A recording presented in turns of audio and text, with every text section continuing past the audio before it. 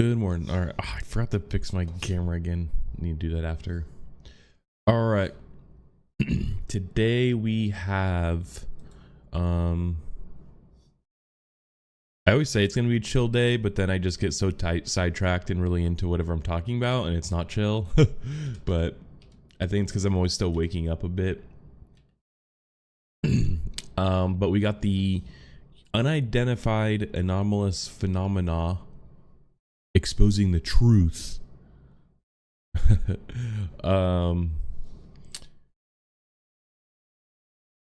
UFO meeting, I guess you could call it. That we'll take a look at. I think it'll be entertaining. I mean, it kind of has all characters on it. And then we're gonna take a look at rumored new Apple products on the horizon.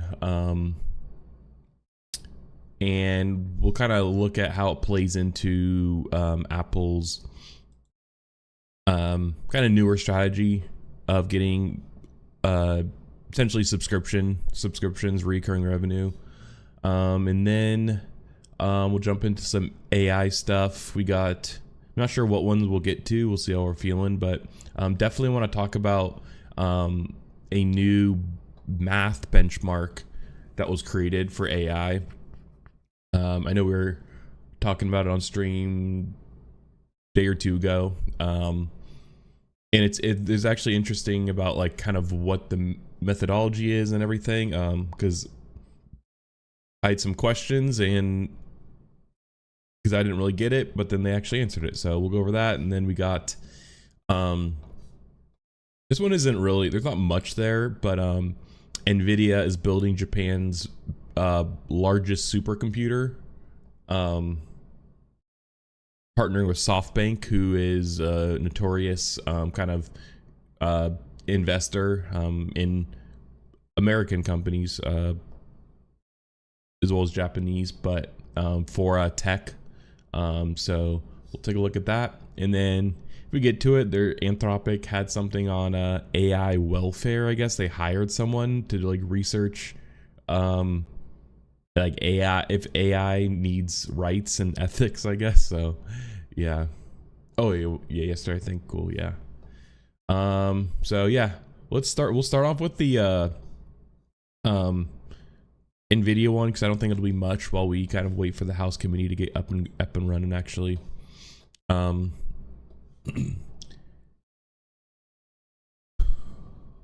me I'm trying to remember the topic.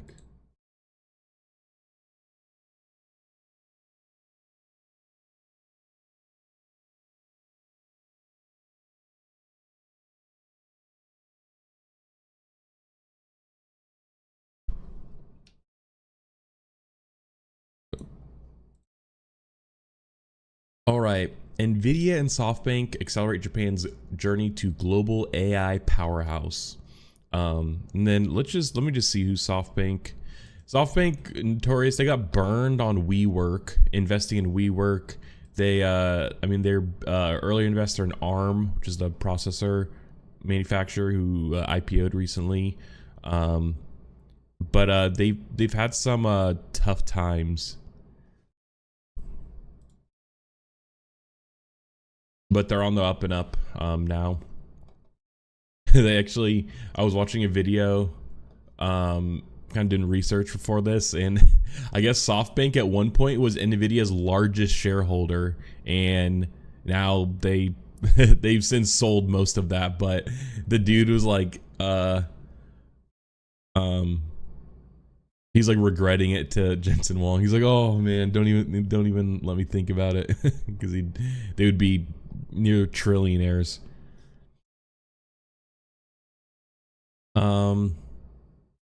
Yeah, this Vision Fund.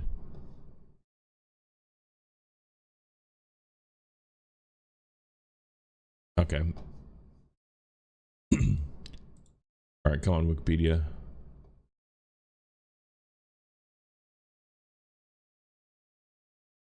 If not, we'll just continue. All right. Anyways, NVIDIA and SoftBank accelerate Japan's journey to global AI powerhouse.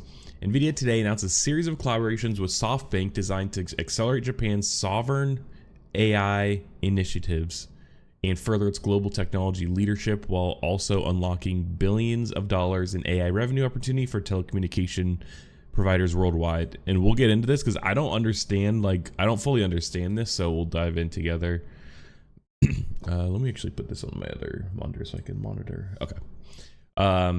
During his keynote at NVIDIA AI Summit Japan, NVIDIA founder and CEO Jensen Huang announced that SoftBank is building Japan's most powerful AI supercomputer using the NVIDIA Blackwell platform and plans to use the NVIDIA Grace Blackwell platform for its next supercomputer. Blackwell being NVIDIA's next kind of big AI chip, taking over for like the H100 and the H series.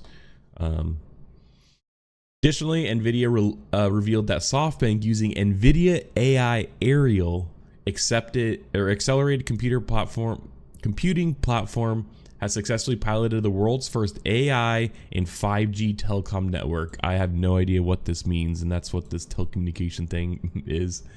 A breakthrough in computing that opens AI revenue streams potentially worth billions of dollars to telecom operators. And let's just look at this because I don't really get I don't really understand what this is. Transform your cellular network to AI RAN. Deploy 5G and 6G telecom networks that can handle voice, data, video, AI, and generative AI workloads in one common infrastructure. But how is this different? How is this different than this data though? It's not like it's sending different things over the network. So it's okay. In addition to voice, data, and video, networks now need to support AI traffic generated by smartphones, cameras, robots, drones, smart glasses, and more. Shift creates a transformative opportunity for communications service providers who can use their existing network to deliver AI inferencing at scale with low latency and guaranteed quality of service. NVIDIA AI Aerial makes it possible, offering the software-defined accelerated platform that can power RAN and AI from the same infrastructure, so CSP can support AI today while future-proofing. What I'm thinking is it's some sort of edge computing thing where in their cell tower or something they have a little GPU type of server, and they could just do things there relating to AI.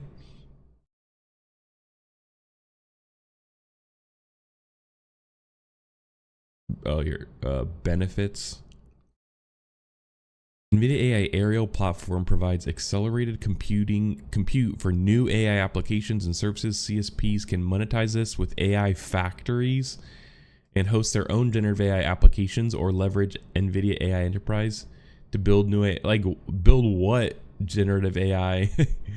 To do what though?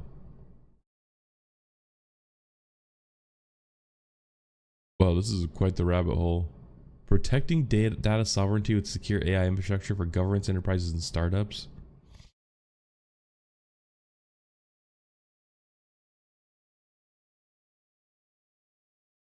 Telecom operators are perfectly positioned to expand their data centers, which accelerate computing infrastructure to support sovereign AI models. Sovereign AI models? Is that local, sovereign to the United States? In manufacturing intelligence, this new class of data centers known as AI factories enhances AI capabilities for local governments, enterprises, and startups, and allows nations to utilize telecom operators to host sovereign AI infrastructure for enhanced security, performance, and fine-tuning, accelerating the development. I still don't get it though. Yeah, edge AI. Kind of what I was getting at. The telecoms industry is expanding beyond network connectivity to offer AI-powered applications at the edge. Telcos can leverage the expertise of NVIDIA's ecosystems of independent software providers, deliver innovative 5G applications, including intelligent video analytics for autonomous shopping, smart traffic monitoring to reduce urban congestion, and immersive 5G extended reality experiences. It is like, this seems all just like marketing talk. Like I don't even understand what the actual thing is.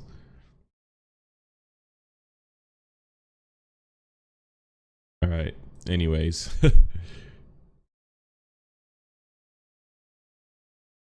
It's worth billions of dollars to telecom operators. I don't see it. NVIDIA and SoftBank also announced that using NVIDIA AI enterprise software, SoftBank is aiming to create an AI marketplace that can meet the demand for local, secure AI computing. This new service supports AI training and edge AI inference, positions SoftBank to become the AI grid for Japan, facilitating new business opportunities for creation, distribution, and use of AI services across the country's industries, consumers, and enterprises. We'll read this and I'll share something. Japan has long history of pioneering technological innovations with global impact, says Wong, with SoftBank's significant investments in NVIDIA's full stack AI Omniverse. Saying his Omniverse replicator sounds like a fucking sounds like a scary AI. And 5G AI RAN platforms. Japan is leaping into the AI industrial revolution to become a global leader, driving a new era of growth across telecommunications, transportation, robotics, and healthcare industries in ways that will greatly benefit humankind in the age of AI. It's weird because like Japan seems technologically advanced, and I mean they are. I mean they like, you know, to an extent, but like their government and everything, like they still are stuck in the past. Like I read like they still do like faxing, and like they're super like old school still, and like they haven't actually been modernized. So it's kind of just interesting that like we're reading about this, you know, these crazy technological innovations in AI or whatever, but their government is still on a archaic technology. Although to be fair, I'm just thinking back at least like I mean I know during COVID it kind of came out that the United States was using like old like Fortran like punch card, you know, programming essentially. So I guess it kind of goes both ways. Like the old employment systems and stuff, unemployment systems. Countries and regions worldwide are accelerating the adoption of AI for social and economic growth, and society is undergoing significant transformation, said Junichi Miyakawa, president and CEO of SoftBank. Through a long collaboration with NVIDIA, SoftBank is leading this transformation from the forefront with our extremely powerful AI infrastructure and our new distributed AI RAN solutions, AI TRAS, that reinvented 5G networks for AI will accelerate innovation across the country and throughout the world. Okay. Yeah, and they're actually, SoftBank is getting the first Blackwell systems, this DGX B200.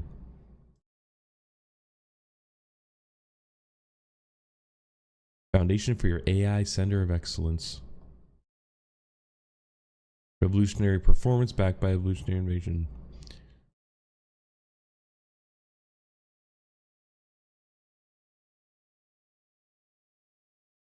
It's only like, this is still a good, like a nice jump, but like this isn't even that like much. Like also this is so hard to read. So this is only 2 times faster than this though, but not, it seems like it's 3 times, but this is 1 time, so that's 2. Oh, that's weird. But like this is not what we need. We need like 5x jumps like right now. Like and I've been seeing kind of like things here and there about the next generation, like GPT-5, the new Google Gemini model, etc. They like Google's Gemini has been coming in like under performance. The next iteration of like OpenAI's models, like they're not going to be as like good as you'd think. Like from the 3 to 4 jump, it's not going to be like that. So we're kind of hitting this plateau right now, and I think part of it is I mean the availability of compute and things like the H100s, and I don't even know if the B200s is out yet, but or the new Blackwells, but the compute is kind of where we're stagnating. So I think next year is going to be a slow year for like AI training unless we get some sort of a new technological breakthrough for training, or all of a sudden we're able to just like print GPUs and we could keep up with demand. But that's just not going to happen, as we actually reviewed in a previous stream about with Goldman Sachs look on Goldman Sachs take on it about what's actually what materials are in a shortage to stopping them from making more chips. Geez, that was hard to get out. Still waking up. All right. These B200 systems, which will serve building blocks for the new DGX Super Pod supercomputer. Turnkey AI data center. I wonder how much those cost. Like, it has to be millions. They doubt what they would say it on here.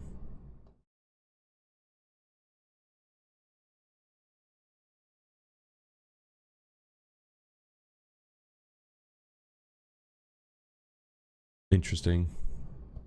Top blank plans to use its Blackwell powered DGX SuperPod. It's so like marketing speak, like these naming systems.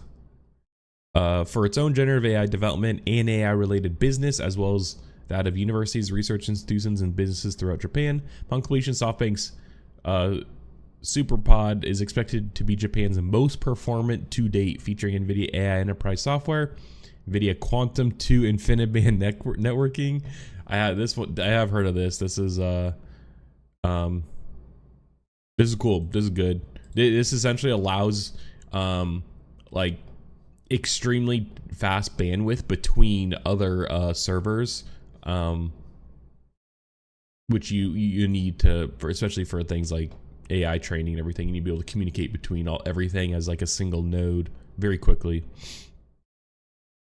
which is a challenge that a lot of larger tech companies are running into, because they can only put so many of these H100s or eventually the B200s in a single data center, just because the power grid can't handle it, or the data center can only produce, create so much power. And so a challenge that they're having is communicating between data centers quickly, because it's within the data center it's easy with things like the InfiniBand networking, but between data centers you're kind of up to the existing infrastructure. Dang, SoftBank's plans to build another NVIDIA accelerated supercomputer to run extremely compute-intensive workloads. Initial plans for the supercomputer are based on the NVIDIA Grace Blackwell platform design, featuring GB200. Oh, I don't know what this one is. Multi-node, liquid-cooled, rack-scaled systems that combine NVIDIA Blackwell GPU with power-efficient ARM-based NVIDIA Grace CPUs. Yeah, and ARM is actually, SoftBank was an early investor in ARM, so... Quantum 2 oh no. I think this one is just the, yeah, it's like 36 of the Blackwell GPUs combined.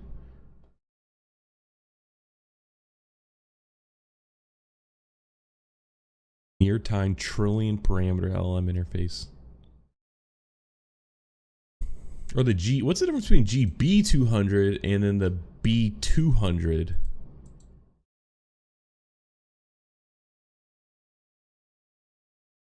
Yeah, I don't know. I'm been keeping up with the NVIDIA hardware. Although they actually just released a new version of their desktop app. And it's actually pretty good. And also, which is cool, which I'm trying out. I don't know the house thing's about to start. I don't know what it'll do, but they actually had an option for drivers. You could do a studio driver, which is more for like content creation apps and tools like OBS, and I assume like video processing and stuff. So I'm actually trying that out right now. It's an update. Well, it'll prompt you if you open it up, and it kind of says like, would you like to download the new app or whatever? Honestly, there's really it's like a redesign, but I mean they have all this stuff too, which is cool. But I haven't tried it out. Actually, I have this, but I don't really want to mess with like I was testing it out, but I didn't want to mess with audio stuff. But it's cool that it's all built in now to the same app. So maybe we'll dive into try these out or something, because I mean it's cool that they have all this stuff built in, but I don't know like privacy wise or how good it is. So I was just like, yeah, I'll take a look later.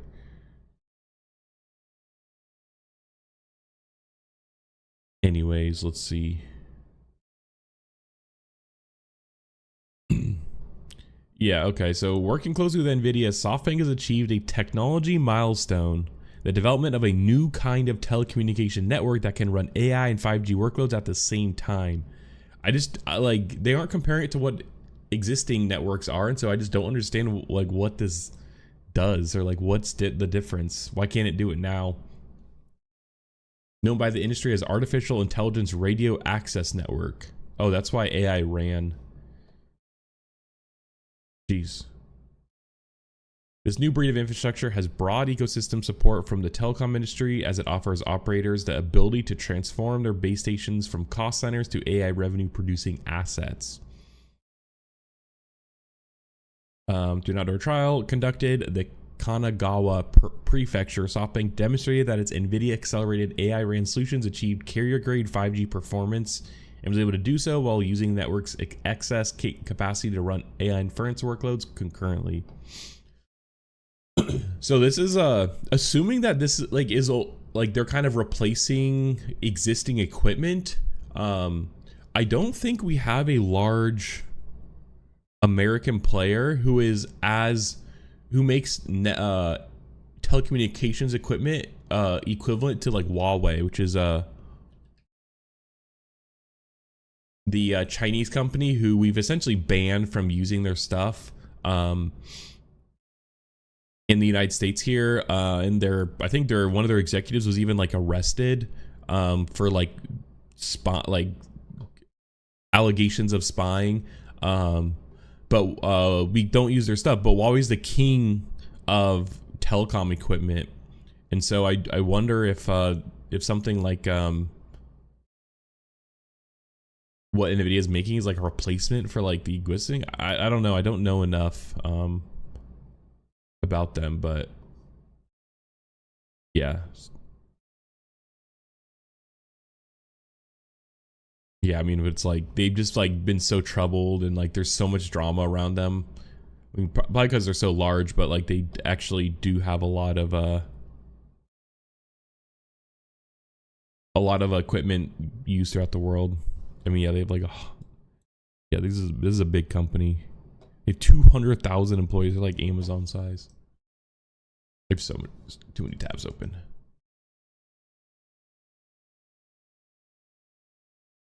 Traditionally, telecom networks are designed to handle peak loads, and on average have used only 1/3 of that capacity.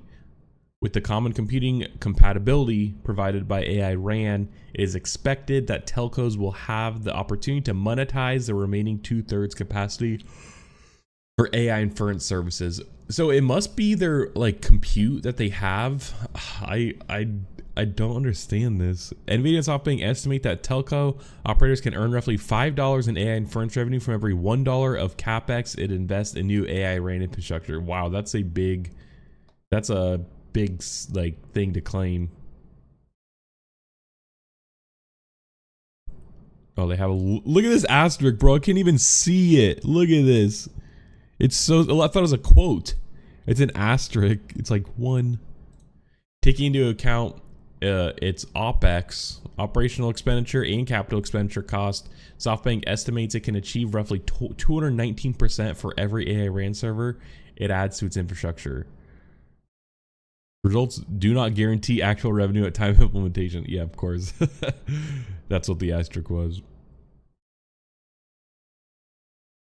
For the trial, SoftBank used NVIDIA AI Enterprise to build real-world AI inference applications, including autonomous vehicle remote support. It's interesting.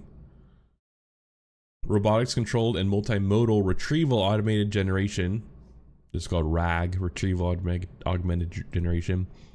At the edge, all inference workloads were able to run optimally on SoftBank's AI RAN network.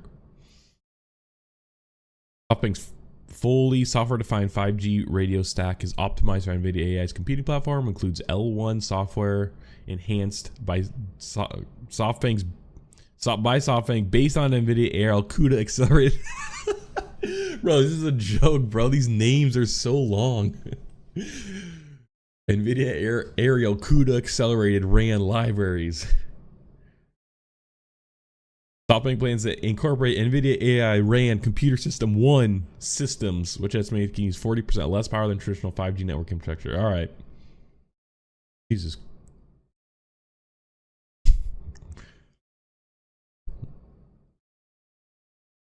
Yeah, I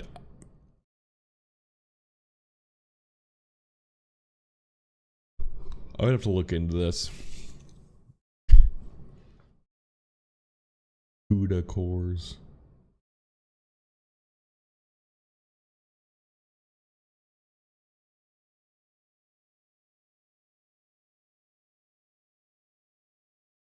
Interesting.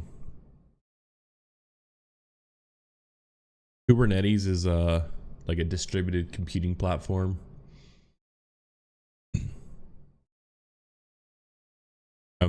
I plan on trying to run it eventually on like my my home lab. 6G research. 6G is coming, I guess.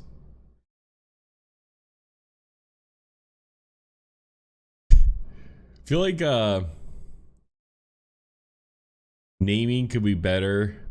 I don't know. I feel like naming the names of shit lately have just been bad. Like, I like numbers, like increasing it, but it's kind of comical when you start getting into the high numbers. Like, okay, we're at 2G, 3G, 4G, 5G, 6G. It's like, I mean, like, I don't know. I guess it works, but like, what about when we're on like 26G? You know, I don't know. Like, by then, it's like, come on, we got to create a new naming scheme. I like having in like generations, like, or kind of like Intel does, like Alder Lake. I don't even remember any of the other ones, like Cabby Lake, or you know, whatever. Like, I kind of like having like a word name, not a number one, that associates the generation with it. I don't know. Especially NVIDIA, it's like their GPUs, it's like 980, 1080, 2080, 3080, 4080. Like, I guess it works, but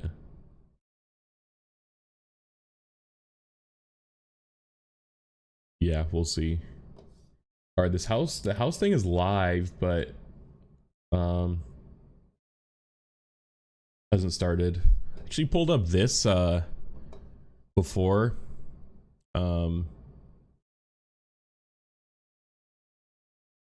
Phil Spencer did an interview with Bloomberg. Bro, I don't know what's up. Like, Bloomberg is getting all the scoops.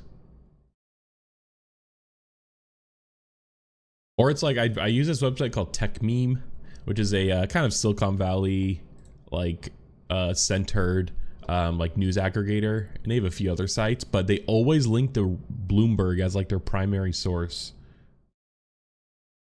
Yeah. But anyways, the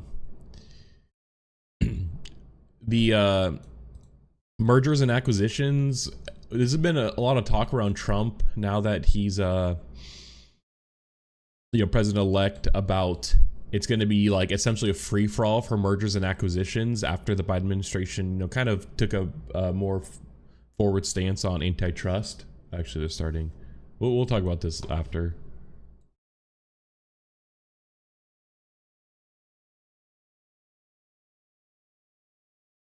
For the purpose of making an opening statement right now.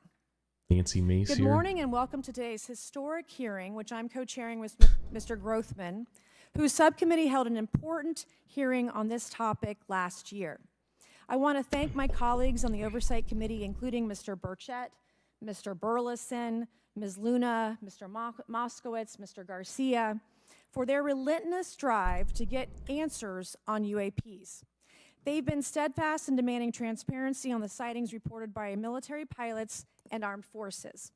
Their commitment to digging for the truth is exactly what this country needs to cut through the secrecy surrounding this issue. And many high-ranking individuals in the military and intelligence communities believe UAPs demand greater attention, and thus the purpose for this hearing today. Former National Security Advisor H.R. McMaster said on Bill Maher's program that, quote, there are phenomena that have been witnessed by multiple people that are just inexplicable by the science available to us. Army Colonel Carl Nell, a member of the federal government UAP task force, said at a conference this past May that non-human intelligence exists. Non-human intelligence has been interacting with humanity. This interaction is not new, and it's been ongoing, and there are unelected people in the government that are aware of that. But UAPs remain a controversial topic. I'm not going to name names, but there are certain individuals who didn't want this hearing to happen because they feared what might be disclosed. But we stood firm. No amount of outside pressure would ever keep me from pursuing a subject to ground, come hell or high water. On that score, I want to thank our witnesses for being here.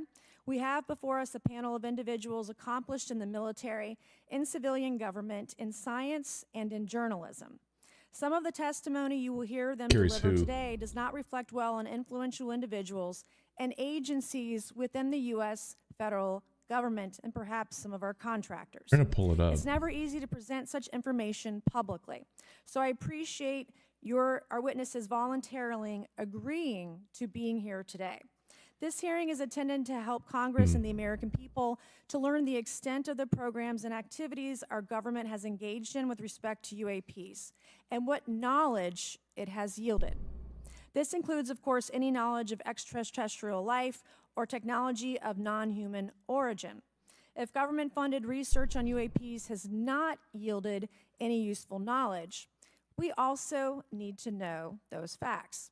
Taxpayers deserve to know how much has it been invested, how much has been spent. They shouldn't be kept in the dark to spare the Pentagon a little bit of embarrassment. The reality is, despite their enormous taxpayer-funded budgets, the transparency of the Defense Department and the intelligence community have long been abysmal. The Pentagon has failed 6 consecutive audits. In fact, it's never actually passed one. Adding to this is a runaway overclassification of documents and materials, a reluctance to declassify materials when appropriate, and at times an outright refusal to share critical information won't miss anything. with Congress. In short, it's not a track record. They're going to yap. These guys are going to yap for so Congress has tried 30 minutes, and then we'll get around to them probably. Find out if information about UAPs is being withheld, not only from the American public, but also from their elected representatives in Congress. Part of the transparency effort was legislation created in the Pentagon, the All-Domain Anomaly Resolution Office, or AARO, but the new office is struggling to get its footing. A recent statutorily required report from AARO, intended to illuminate the government's historic assessment of UAPs, was heavily criticized by those seeking UAP transparency. The report has stoked suspicions AARO is unable, or perhaps unwilling, to bring forward the truth about the government's activities concerning UAPs. I'm disturbed that AARO itself lacks transparency. Even its budget is kept from the public. So if there is no there, then why are we spending money on it, and by how much? Why the secrecy if it's really no big deal and there's nothing there? Why hide it from the American people? Because I'm not a mathematician, but I can tell you that doesn't add up. I expect some of our witnesses to share their views on that AARO report. We will also hear from the witnesses today allegations of UAP-related misinformation and disinformation by government officials, of which they are personally aware and directly experienced. And we will hear testimony today concerning recent revelations about a purportedly secret UAP program whose existence and findings may have been improperly withheld from Congress. Oh, Will.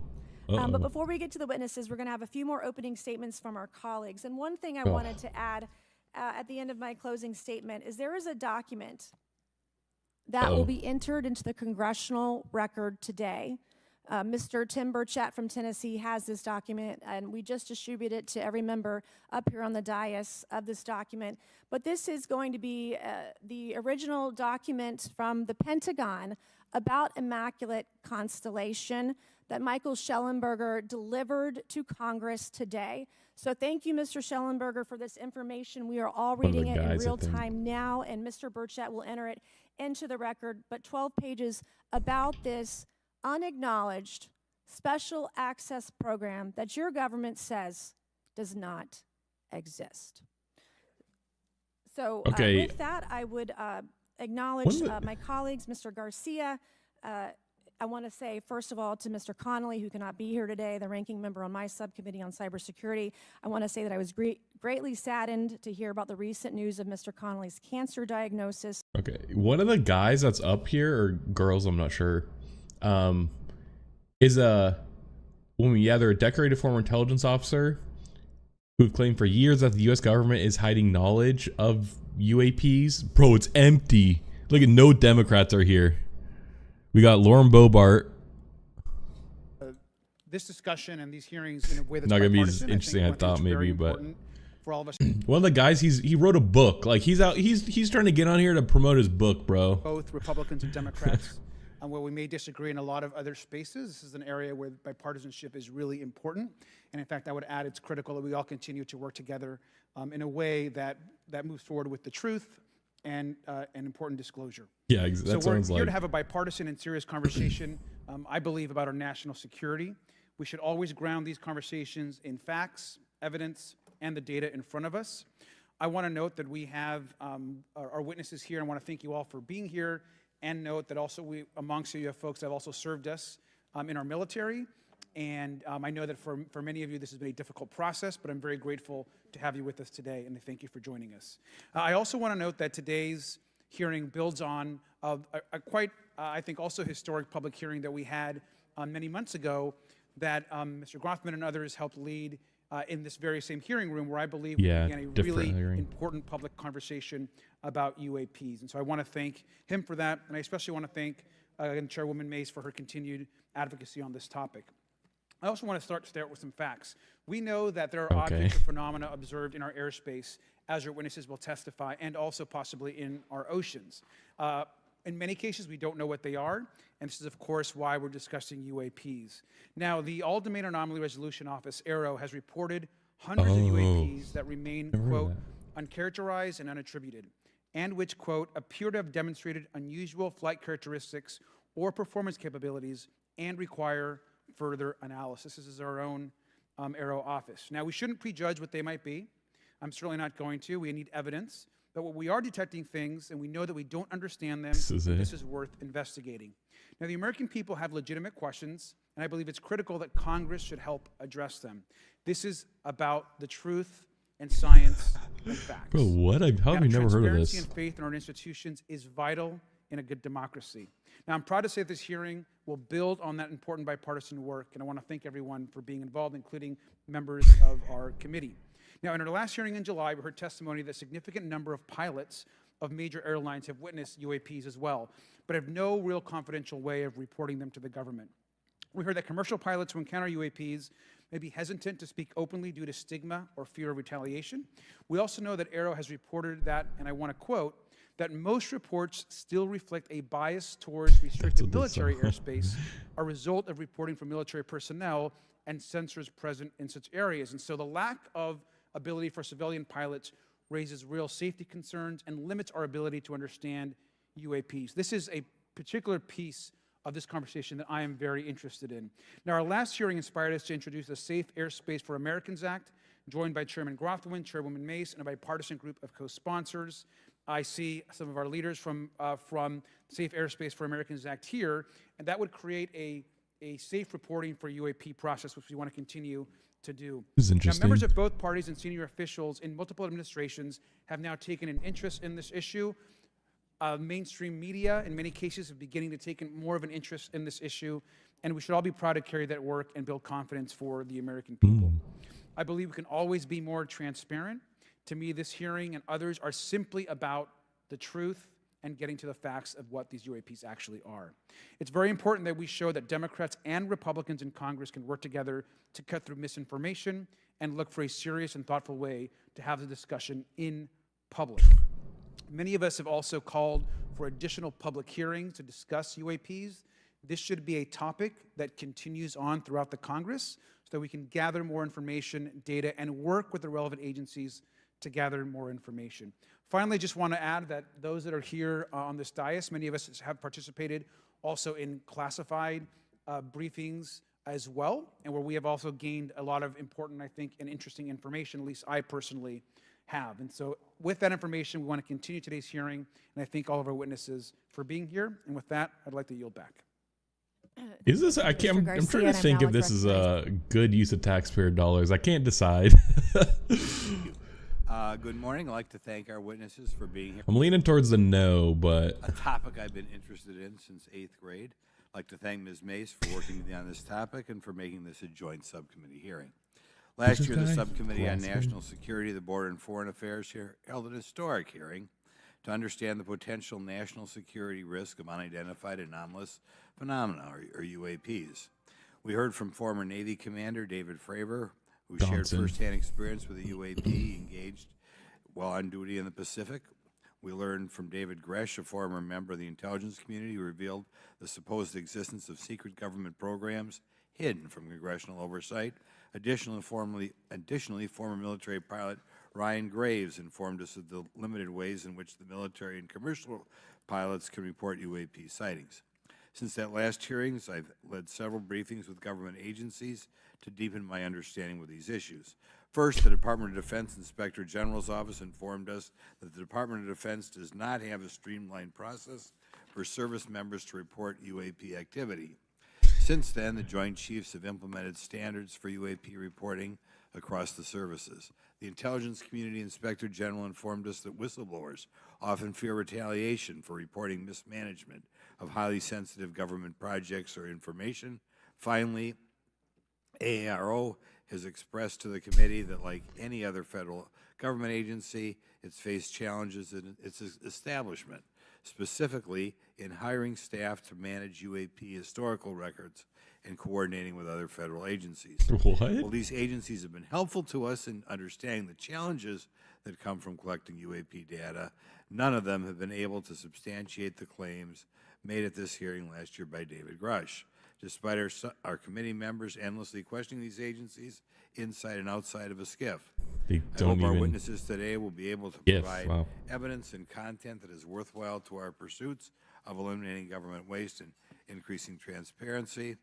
To help alleviate some of the roadblocks, I'm supportive of measures that were included in last year's National Defense Authorization Act to increase transparency and improve record-keeping measures when it comes to UAPs.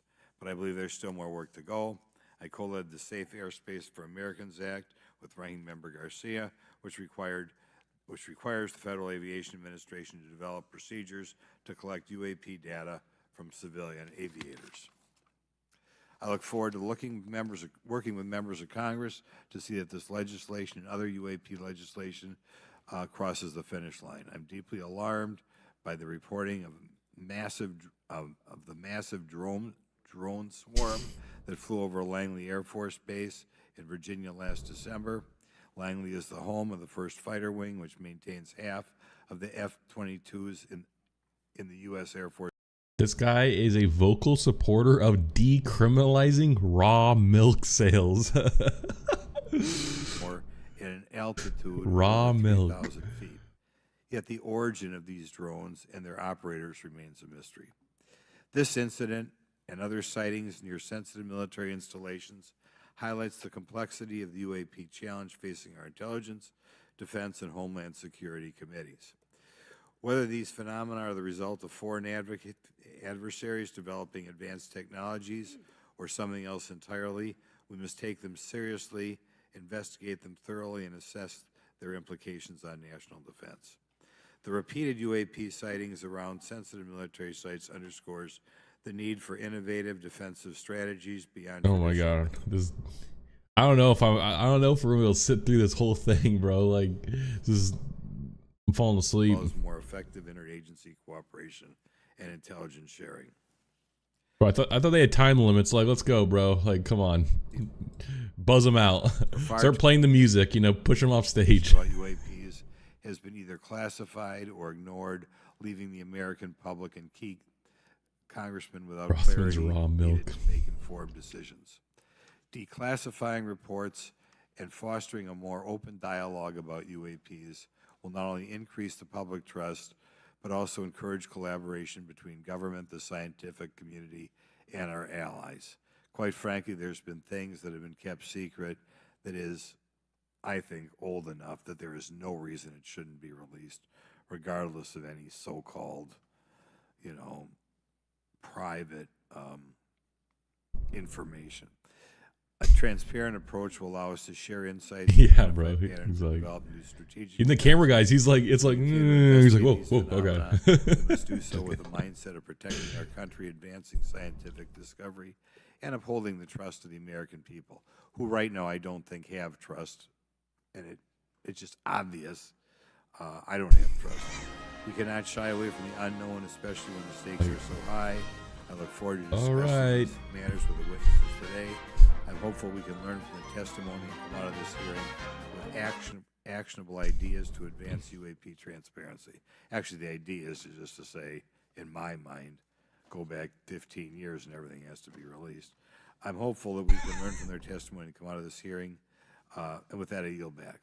Thank you. I'll Finally, now Jesus recognize Christ. Mr. Moskowitz for a 5-minute introduction. Thank you, Chairwoman. Good morning, everyone. I first want to thank the chairs and ranking members for holding There's gonna be quite a few the hearing people down today here. on this topic, and again having a second hearing. I want to thank the witnesses for coming forward today to share your expertise on UAPs and the need to build trust through transparency. But first, I want to mention, you might be wondering why Chairman Comer has allowed me to be a ranking member today, but it's really only because our dear friend Jerry Connolly is not here. As Chairwoman Mace mentioned, he was diagnosed with esophageal cancer, and all of us on this committee know Jerry, and he's a fighter, and we're praying for him and hoping for his speedy recovery. So today's hearing marks this committee's second meeting dedicated to UAP transparency. I was pleased, as I know all of us are, on the bipartisanship that existed in last year's hearing, and even though we can't talk about what happens in the classified settings, the bipartisanship that has existed in those settings with the questions members have asked. Last year's hearing was a great example of open dialogue about UAPs, and we must remain committed to sharing information with the American people. And I think you see that commitment based on the people here and the commitment across the political spectrum. I personally have worked with multiple members of this committee, but I want to particularly thank Congressman Burchett, Mace, Luna, and Garcia for working on bipartisan pieces of legislation. In recent years, Congress has taken numerous bipartisan steps towards greater transparency. In 2022, in the NDAA, we created the All-Domain Anomaly Resolution Office to investigate unidentified flying objects. Following Aero, along with ODNI, released an unclassified report on UAP sightings. Of the 366 sightings included in the report, 171 remain uncharacterized, with some of these appearing to have demonstrated unusual flight characteristics or performance capabilities. That's a nice way of saying we don't want to tell you what they are. In March, Aero revealed a report on the historical record of U.S. government involvement with UAPs, which covered investigatory efforts going back from 1945 to the present day. Earlier this year, I joined Congressman Burchett to introduce the UAP Transparency Act, which would require the declassification of all documents related to UAPs with many other members of this committee. In fiscal year 2024, the NDA required the National Archives and Records Administration. We might take a pause and like start actually questioning the witnesses, because I don't know, these open statements are a little sleeper Z. this is on the Wikipedia page for this Aero department. It says 2020 State Senator Marco Rubio, our now Secretary of State, or soon to be Secretary of State, stated that he was worried that an adversary country had achieved some technological leap that allowed them to conduct this sort of activity, while also saying that there might be a conventional explanation that was boring about the UFO stuff, sightings. That's crazy. Astrophysicist Adam Frank wrote, "It is handled well. The commission would do more than shed much needed light on UAPs. It could also give Americans a masterclass in the most basic, most important, unfortunately, most boring topic in science, standards of evidence." Yeah, exactly, bro. It's like... in that when it comes to UAPs, UFOs, there's no such standards. It's just a free-for-all. Yeah.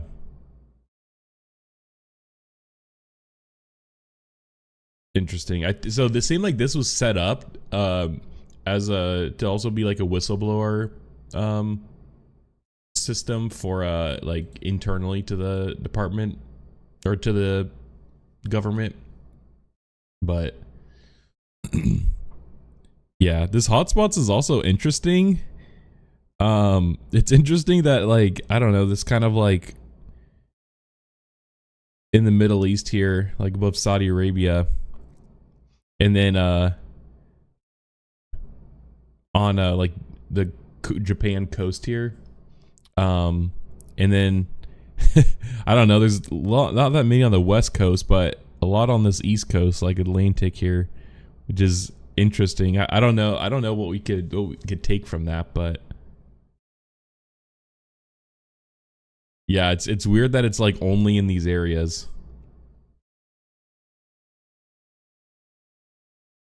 And also the height, 20,000 feet, the majority of them are at, which is not like, it's high, but it's not that high. Yeah, it's interesting. You'd think that it would be higher, but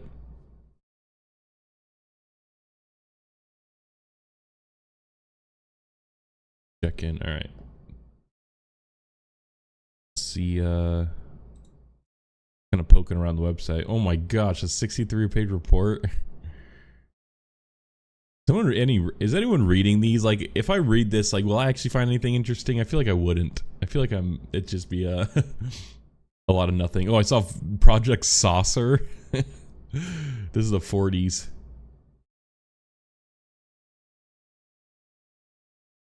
Okay, are we questioning them? Intelligence, and Representative Luna just told me if I say Immaculate Constellation, I'll be on some list. Maybe a FISA warrant, so come at me, bro, I guess. But without objection, entered in the record. All right, so next we will introduce our witnesses for today's hearing. Thank you so much for being here. Our first witness is retired Rear Admiral Tim Gallaudet, who retired from the U.S. Navy and is now the Chief Executive Officer at Ocean STL Consulting. Our second witness is Mr. Lou Elizondo, a former Department of Defense official and author of a recent bestseller book about UAPs. Our third witness is Mr. Michael Schellenberger, founder of the newsletter Public, and author of a recent journalistic piece about special access programs, including one widely identified as Immaculate Constellation. I swear the staff wants me on a list. Okay, and our last witness today is Mr. Michael Gold, a former NASA official who is also a member of the NASA UAP Independent Study Team. Welcome, everyone. We are pleased to have you today. Pursuant to Committee Rule 9G, the witnesses will please stand and raise your right hands. This is where it gets real. Do you solemnly swear to affirm that the testimony that you are about to give these are is sworn the truth, in, the whole truth, and nothing but the truth, so help you God? Let the record show that the witnesses all answered. Were they subpoenaed to be here, or did they volunteer? I need to know that. Let me remind the witnesses they had to that volunteer. we have read your written statements, and they will appear in full in the hearing record. You guys may be seated. Please limit your oral statements to 5 minutes. As a reminder, please press the button in front of you so the microphone is turned on so that everyone in the room, members included, can hear you. When you begin to speak, the light in front of you will turn green. After 4 minutes, the light will turn yellow. When the red light comes on, your 5 minutes has expired, and we would ask that you please wrap it up. So I will first recognize Rear Admiral Gallaudet to please begin your opening remarks. Thank you, Chairwoman Mace, Chairman Grothman, Ranking Members Connolly and Garcia, and members of the committee. Thank you for this opportunity to testify today regarding unidentified anomalous phenomena, or UAP. Confirmation that UAPs are real came to me in January of 2015 when I was serving as the commander of the Navy Meteorology and Oceanography Command. At the time, my personnel were participating in a pre-deployment naval exercise off the U.S. East Coast. It included the USS Theodore Roosevelt Carrier Strike Group, and this exercise was overseen by the United States Fleet Forces Command, led by a 4-star admiral who at the time was also my superior officer. During this exercise, I received an email on Navy's secure network from the operations officer of U.S. Fleet Forces Command. The email was addressed to all the subordinate commanders, and the subject line read in all capital letters, "Urgent Safety of Flight Issue." The text of the email was brief but alarming, with words to the effect, "If any of you know what these are, tell me ASAP. We are having multiple near mid-air collisions, and if we do not resolve this soon, we are going to have to shut down the exercise." Attached to the email is what is now known as the Go Fast video, captured on the forward-looking infrared sensor of one of the Navy F-A-18 aircraft participating in the exercise. The now declassified video showed an unidentified object exhibiting flight and structural characteristics unlike anything in our arsenal. The implication of the email was clear. The author was asking whether any of the recipients were aware of classified technology demonstrations that could explain these objects. Because the DoD policy is to rigorously deconflict such demonstrations with live exercises, I was confident this was not the case. The very next day, that email disappeared from my account and those of the other recipients without explanation.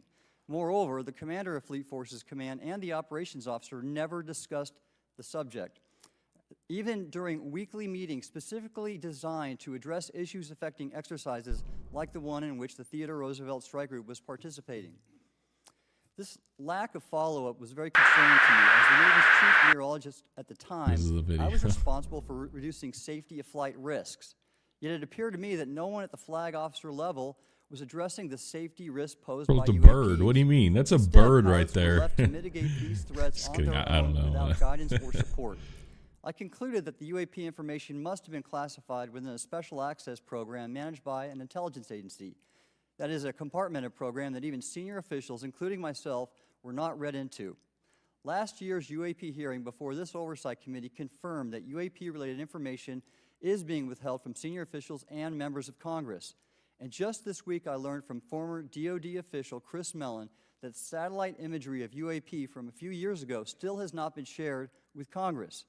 Equally concerning, last year's UAP hearing also revealed that elements of the government are engaged in a disinformation campaign to include personal attacks designed to discredit UAP whistleblowers. Having never signed a non-disclosure agreement regarding UAPs, and now as a private citizen, I've become an advocate for greater UAP transparency from the government.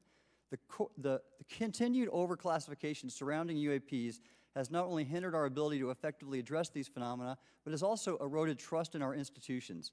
While I applaud previous bipartisan legislation passed by Congress concerning UAPs, a more comprehensive approach is needed to address the broader implication of UAP on public safety and national We're going to have to wait for 5 minutes for all these ones. It's going to be at least 30 minutes till we're done. We're through all of their opening statements. The following action, which I believe will receive bipartisan support. First, establish robust oversight of the executive branch's management of UAP information by directing key officials, beginning with the director of the DoD's All-Domain Anomaly Resolution Office, to provide comprehensive briefings on what the government knows about UAP and does not know. All right, might revisit this here once they're done going through this. Not yielding too much information here. It's entertaining, at least. Mandate a whole of government approach to addressing UAP. In closing, I will share my personal reasons for speaking out on this topic. First, as a former science agency leader, having led the National Oceanic and Atmospheric Administration, I've always sought the truth in human knowledge and thought. Now that we know UAP are interacting with humanity, and these include unidentified submerged objects in the ocean, we should not turn a blind eye, but instead boldly face this new reality and learn from it. Additionally, at a time when leaders in government leave much to be desired, I feel obligated to show moral leadership on this issue of UAP disclosure by validating the credibility of the courageous men and People women are watching who this. come out as witnesses and whistleblowers to expose the truth. My 35,000, speaking out has wow. encouraged others to More do the than I same, would have and thought. it's my hope over time that a number of your constituents will want to know the truth and about All right, we UAP might will increase- revisit this. number will increase to such an extent. I'll keep it open over that the here, but congressional action I've just recommended until they actually start questioning them, I don't know. This is a little sleeper. Not the most interesting. Let's poke around this website here, though. God, this, I don't even know. This isn't even like. It's just so conspiratorial. Like I get under like releasing this stuff and everything, but.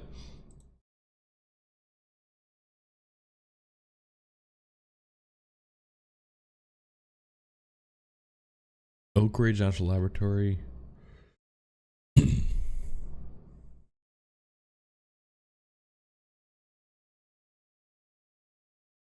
Military pilot reported object due to its potential flight safety. 3 different missions to the Middle East. Bro, yeah, in the Middle East, it's, I don't know, it could be a missile. 2022, were we? Yeah, we were out of Afghanistan by then. Were we?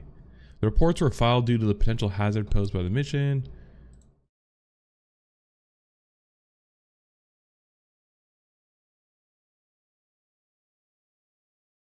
This is interesting. They're like, yeah, they're just fishing nets. Identification of fishing nets. Like, yep, they're just fishing nets.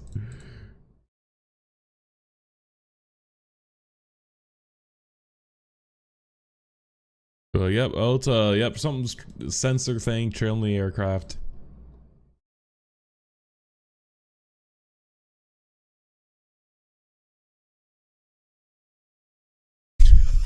No way. This is it. Wait, what?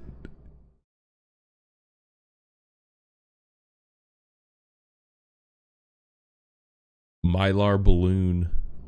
Yeah, like it's a balloon.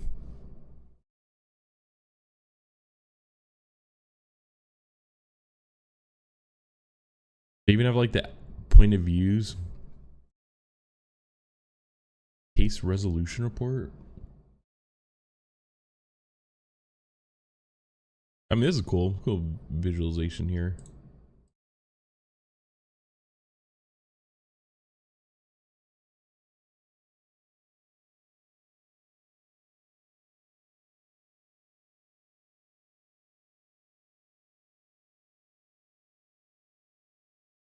They already identified. It's like, yep, commercial aircraft.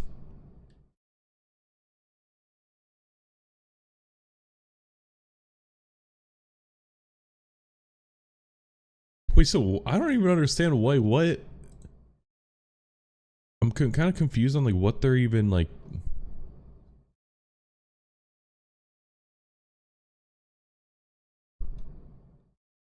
Bro, this looks like a plane or a helicopter, even. Recorded, including additional footage, longer focal length, analysis of commercial flight data in the region.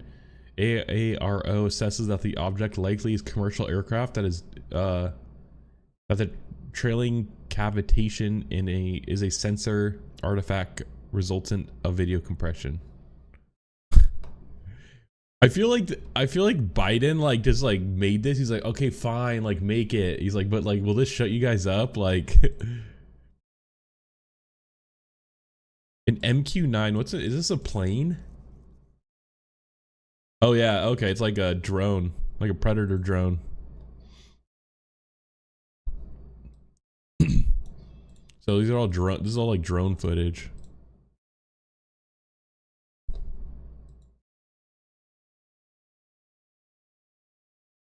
That's it. That's what they have.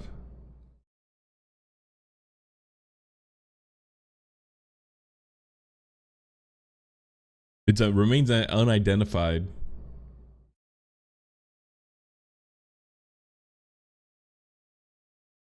Interesting.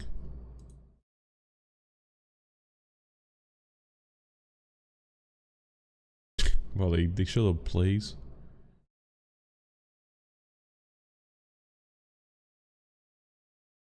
They're still yapping over here.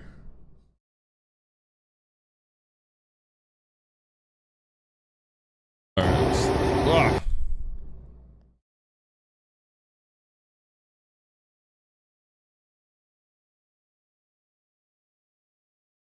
Oh, I see. This is another one of those ball-looking things from the dang. How they even?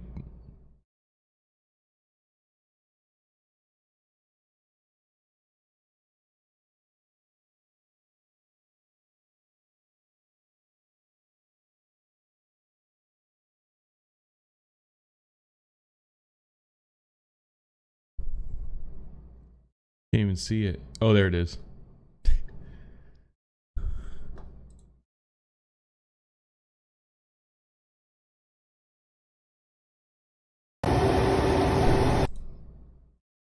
Can you see it?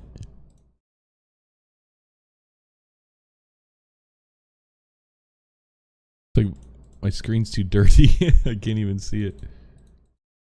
Oh, there it is. Oh, I missed it. Bro, what? All right, whatever. UAPs, then they represent a new. This guy form seems of like a life little known like human life. too Current fidgety here. dominant Like I don't alternative know. theories, including those put forward by Arrow, are that UAPs are some kind of natural phenomena we don't yet understand, like ball lightning or plasma. They could also be part of some new U.S. or foreign government weapons programs, such as drones, aircraft, balloons, CGI, hoaxes, or birds. Whatever UAPs are, Congress must be informed, as must the people of the United States. We have a right to know what UAPs are, no matter what they are. However, we now have existing and former U.S. government officials who have told Congress that Arrow and the Pentagon have broken the law by not revealing a significant body of information about UAPs, including... I feel like the Corridor Digital guys like broke down a bunch of these UAP videos, and debunked a lot of them. UAP whistleblower. This person has written a report. This is the report that says the executive branch has been managing UAP, NHI issues without congressional knowledge, oversight, or authorization for some time, quite possibly decades. Furthermore, these individuals have revealed the name of an active and highly secretive DoD unacknowledged special access program, or USAP. The source of that document told me, that the USAP is a strategic intelligence program that is part of the U.S. military family of long-standing, highly sensitive programs dealing with various aspects of the UAP problem. The new UAP whistleblower claims that the U.S. military and IC database includes videos and images taken using infrared, forward-looking infrared, full-motion video, and still photography. The report that was just shared with Congress says Immaculate Constellation serves as a central or parent USAP that consolidates observations of UAPs by both tasked and untasked collection platforms. Immaculate Constellation includes high-quality imagery intelligence and measurement and signature intelligence of UAPs, the whistleblower's report adds. The sources of this intelligence are a blend of directed and incidental collection capabilities, positioned in low Earth orbit, the upper atmosphere, as well as military and civilian aviation altitudes and maritime environments. The report to Congress details in detail various UAPs, including spheres, orbs, disks, saucers, ovals, triangles, boomerang, arrowhead, and irregular organic. The report describes various incidents found in the human intelligence databases. One involved orbs surrounding and forcing an F-22 out of its patrol area. In another incident, the crew of a Navy aircraft carrier watched a small orange-red sphere rapidly descend from a high altitude of 100 to 200 yards directly above the flight deck of the CVN, or aircraft carrier. And since my reporting on this Immaculate Constellation last month, another source came forward who told me that they saw a roughly 13-minute-long, high-definition... This is going exactly the same way last one went, just randomly, no real revelations. Is that how the last one went? A helicopter. Then halfway through the video... I mean, like, that's what I'm saying. Like, if they're... I feel like the fact that, like, zero Democrats are there, they're like, bro, we have better shit to do right now. Information. And then a closed-door discussion that they claim went great.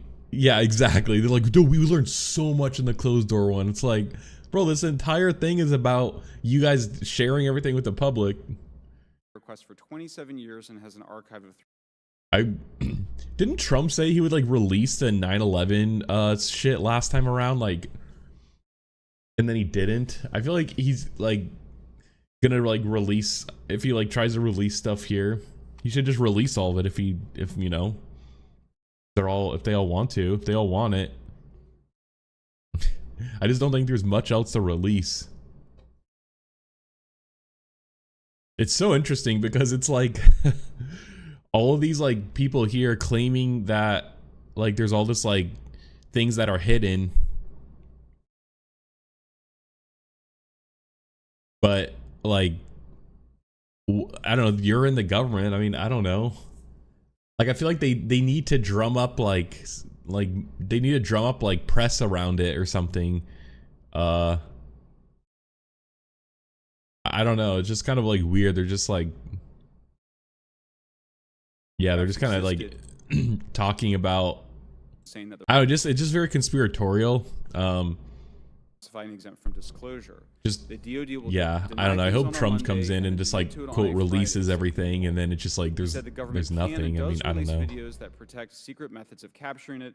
They fall back on the sensitive platform excuse a lot. He said, however, the on-screen information can be blurred and scrubbed. The metadata can be removed. I'll show you this example here. This is a presentation from the UATP task force. Bro, he's been talking way longer than 5 minutes, bro.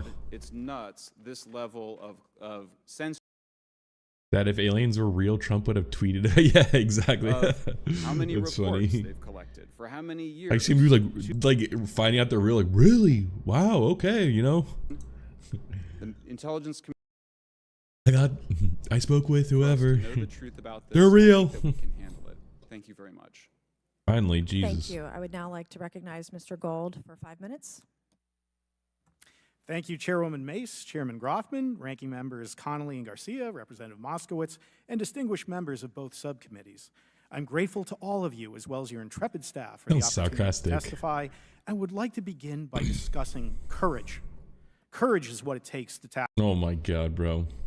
Okay, I'm gonna go back to this for now because honestly, this seems more interesting. I'll keep this on. We'll keep this on over. I'll keep this on over here. But when they start questioning them, we'll come back. But yeah, like I was saying though, mergers and acquisitions is probably gonna go buck wild under Trump. Because the FTC, I mean, they're gonna kick out Lena Khan, fire her, because Biden administration has been very hard on antitrust stuff. And although, you know, the acquisition of Activision, Microsoft did go through, Activision Blizzard, there's like, I don't know, I guess because of the, you know, Trump's theme of no regulation or deregulation, especially with banks, mergers and acquisitions are gonna go crazy. And,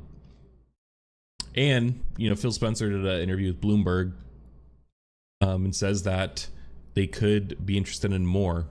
Now, you know, we have the PS5 or PS5 Pro that was released recently, you know, which is a more expensive console, but I have a feeling that Microsoft is going to going to start doing the similar or like the Apple route, where they essentially start taking a loss for the Xboxes, or at least smaller margins. Like they're not going to make as much money when they sell the Xbox, but they're going to push, you know, Game Pass down your throat, and they're going to make the money over time via these subscriptions instead of making it all up front with an Xbox sale.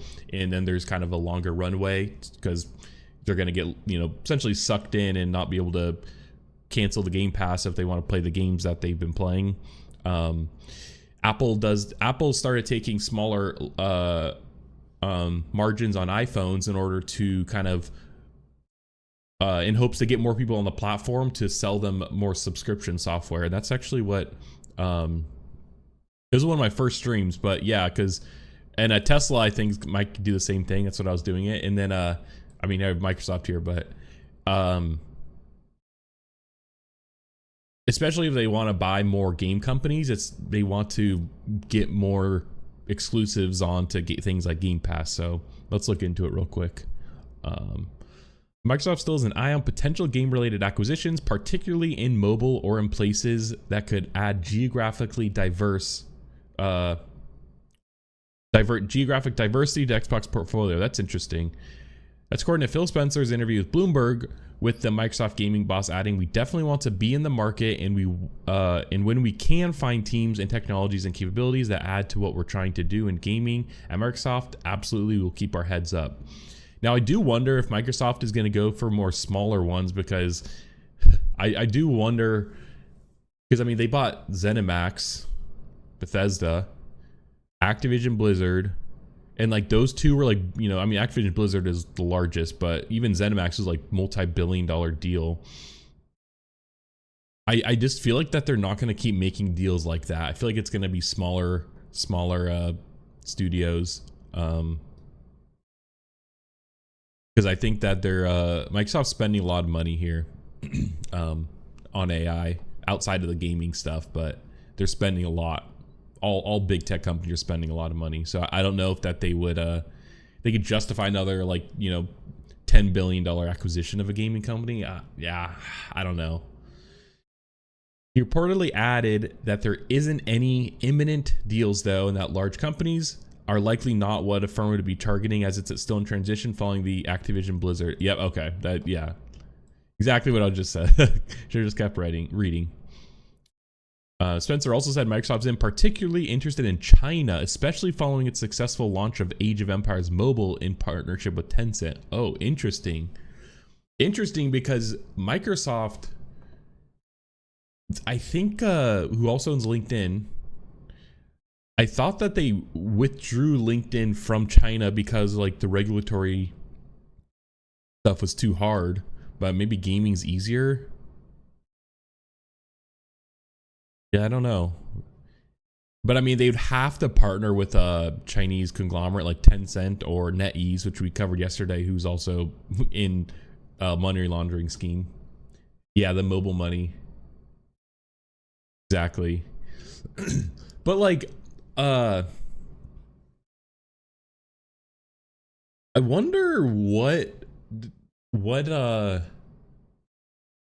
like, I feel like large game companies have been chasing mobile stuff for years, and I wonder like who, like how, I feel like that they actually haven't really released much on mobile, or they actually haven't like been like benefited as much as they thought they would from a bunch of mobile like games, I guess, or they just haven't really released actually that much on mobile.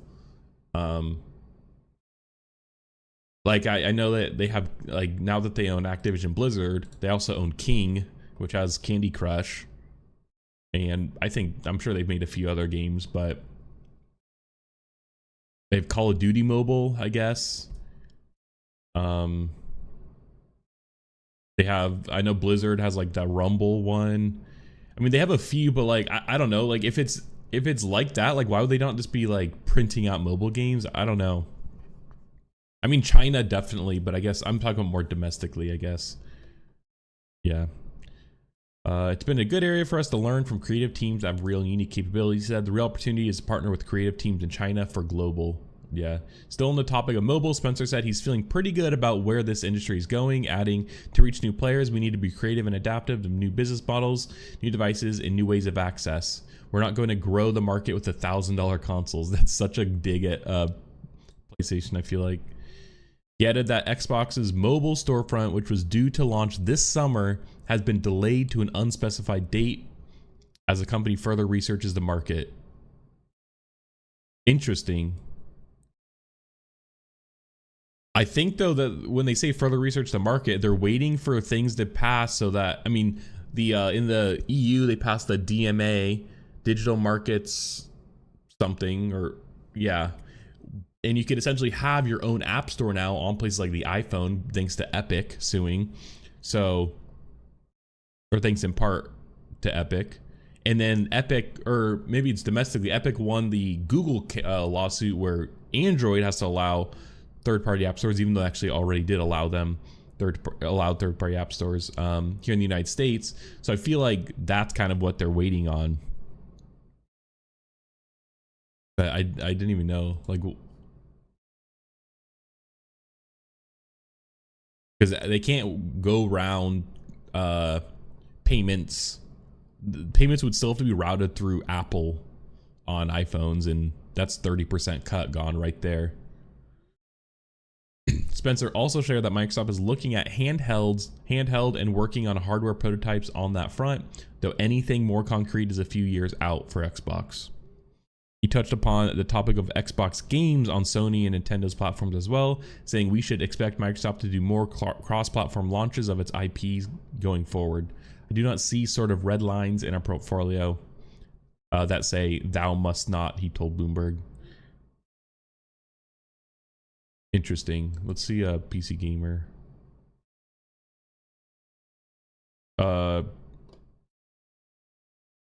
Rumored gaming handheld device. Oh shoot. That's completely different.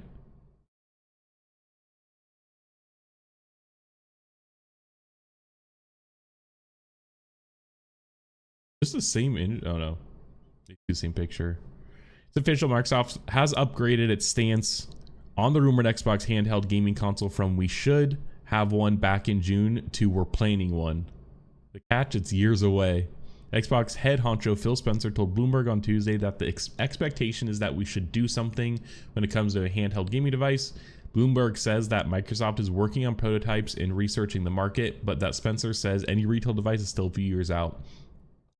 I feel like we're going backwards, or like we're kind of going over this like hump where handheld devices were all the rage back in, early 2000s. I mean, think of all Nintendo devices. I guess that's really all I think. But PSP. What else? Maybe that's it. But those were, I feel like those were like the popular kind of things at the time. And now that Steam Deck kind of proved that there's a market for it, everyone wants to jump on it. Longer term, I love us building services, or devices. Thinking services, that's what I thought he wants to build. Spencer told Bloomberg, and I think our team could do some real innovative work, but we want to be informed by learning and what's happening now. Back in June, Spencer said, when I look at Steam Deck and ROG, which is like Asus made a handheld deck, handheld gaming device, and my Legion Go, which I think is LG. I'm a big fan of that space. Even earlier in March, he said, I want my Lenovo, okay, Legion Go to feel like an Xbox. While this latest statement is not an absolute guarantee that Microsoft will actually release a gaming handset, the Xbox chief has clearly been incubating the idea for some time and sees a major opportunity in that market. Beyond the specifics, if there are few and far in betweens, but a launch in a few years' time would give Microsoft all the kinds of possibilities on the hardware side. AMD has only just launched its latest Strix Point APU, which is now appearing in PC-based handhelds, for instance. Interesting. I forgot this stupid topic. Oh, it's blank.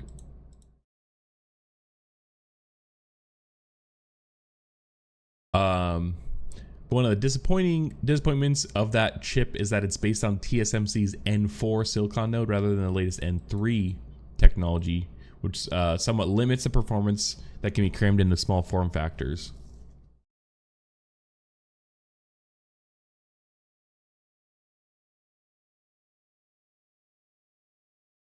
Yeah, this is good. This is such a random article.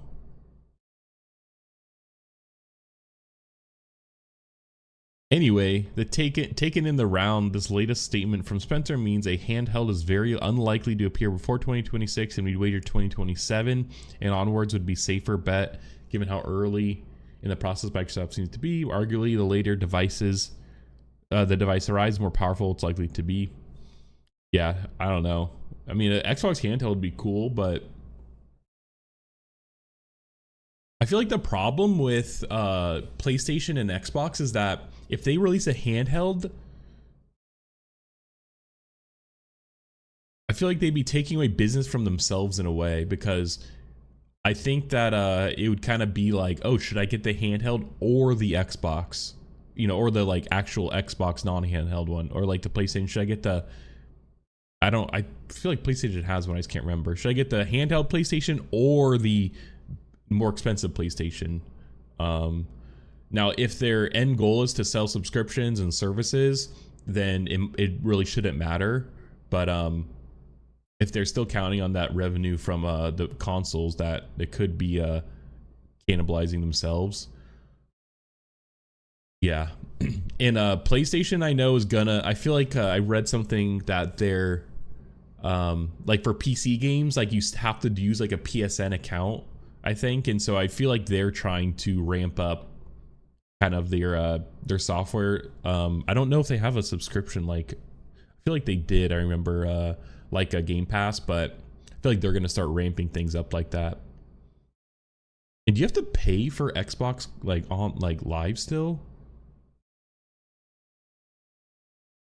I'm so out of touch with some console stuff. But yeah, it's interesting.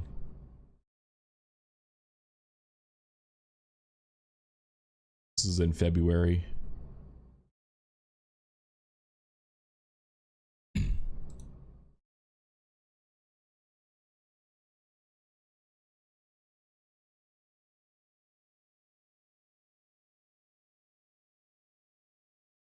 I think we should have a handheld too. This is in June. Working on Xbox handheld. Yeah, I don't know. It's interesting.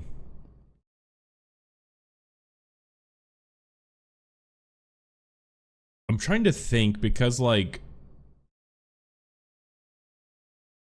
I think that the Steam Deck was like interesting because it really carved out, like it showed them that the market was there. Now we don't actually know numbers on like or how much money Valve's made, but because I was thinking that maybe like the Nintendo Switch is good because like a lot of the games it's a bit more casual audience. You're not playing as like intense games. Like I don't think like Animal Crossing or like Mario games, like those are like intense. It's like it's very simple controls. There's not anything crazy.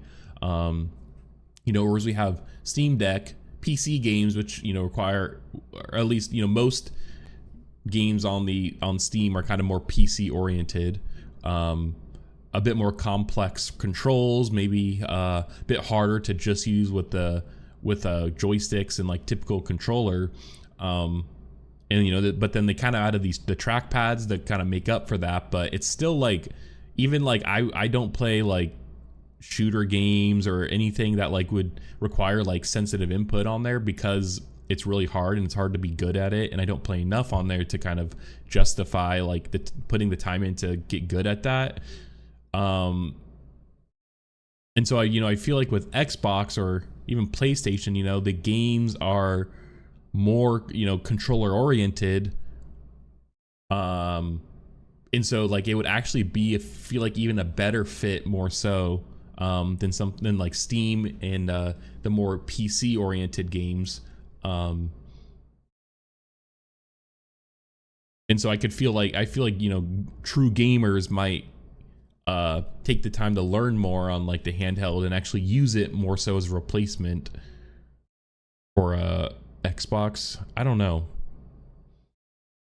I guess I was trying to distinguish between a more casual gamer and then like a more like hardcore maybe PC gamer, and kind of use Nintendo as the casual and Steam Deck as the more hardcore. But yeah, I'm not sure. I'm interested to like about like the economics of like how they would make this work, or like what the market actually thinks. People who like would actually buy one. Yeah, I'm not sure. And if you still have to, okay, is Xbox Live free?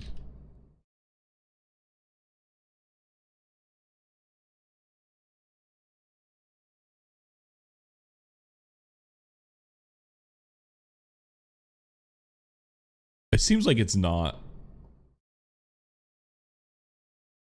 Oh, come on.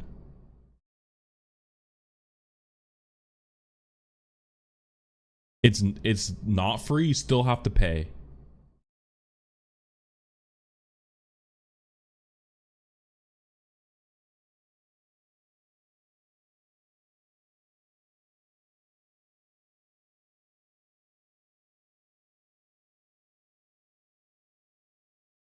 You have to pay for PlayStation 2. That was as a kid. That's all my friends. We swapped over to PlayStation all of a sudden because it was free. You have to pay now, bro. That's crazy. Okay, bro. Then I don't know. Then sell as many devices as you can. I mean, I assume that like you probably don't have to pay per device, but that's crazy.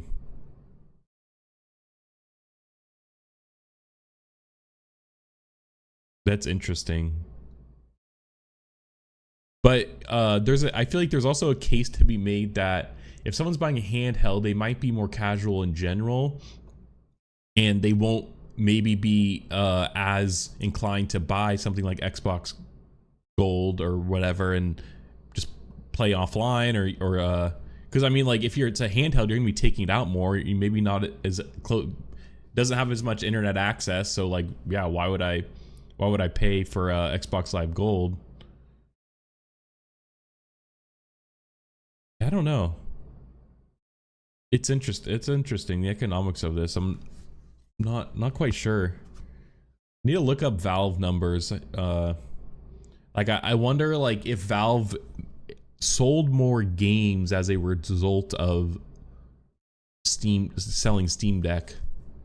Like I don't know if I bought a game just to be played on the Steam Deck. Like I buy it thinking that I will play it on the PC too.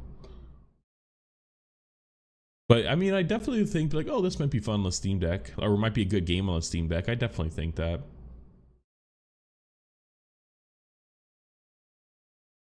Yeah, interesting.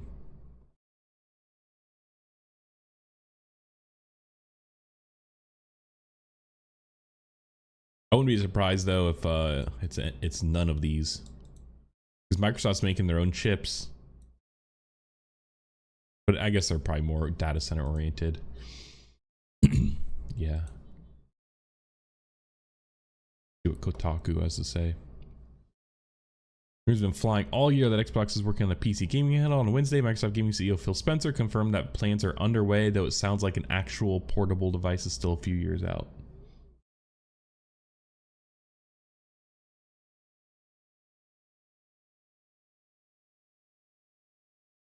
He told Bloomberg that the company is currently working on prototypes, but that a finished product isn't close. It also sounds like the plans could be scrapped if the market conditions change. As the Switch console hybrid became Nintendo's second best-selling gaming device ever, others in the space rushed to cater to the growing market for high-end gaming portables. Valve released its Steam Deck, Asus shipped its Rogue Ally, partners closely with Microsoft on Game Pass and other Windows gaming functionality. Interesting. And other companies have been exploring the limits of what people will pay for gaming PC with a screen on it, and of course, awaiting Switch 2 any day now. Yeah. Nintendo didn't do too hot though last quarter in terms of sales. Like the Switch sales are kind of slowing, and I feel like it's probably because people are like waiting for the Switch 2 maybe. Also cool that the Switch 2 is backward compatible with all Switch games.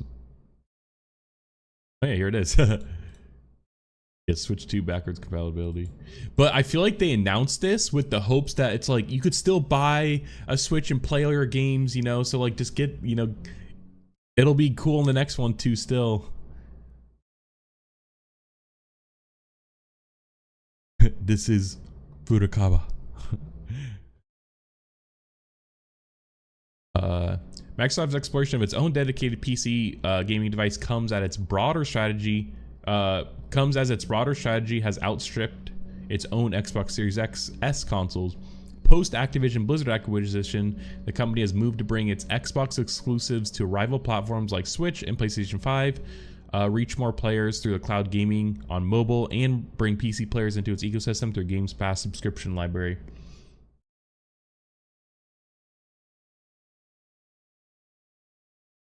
While an Xbox handheld sounds exciting on paper to longtime fans, it's not clear what it should bring to the table that's missing from the Steam Deck, Rogue Ally, and Switch. That's true. Still, that question has been hasn't stopped it from continuing to invest in its line of Surface laptops.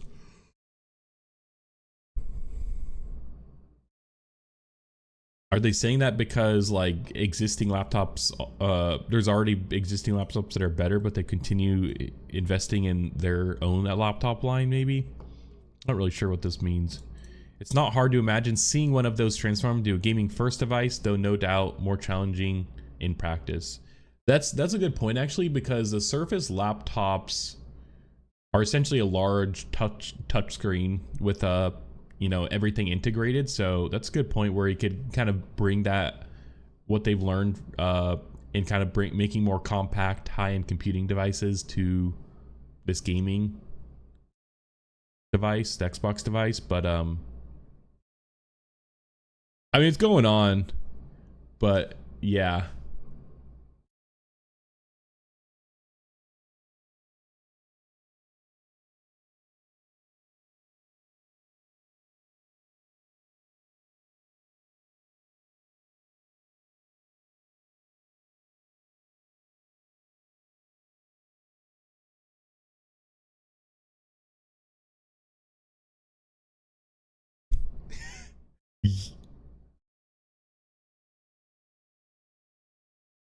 What?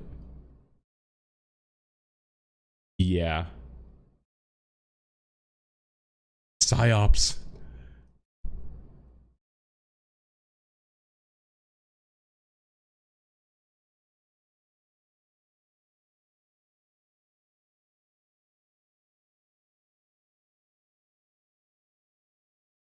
To it. We have the documentation to substantiate where this information has been absolutely inaccurate.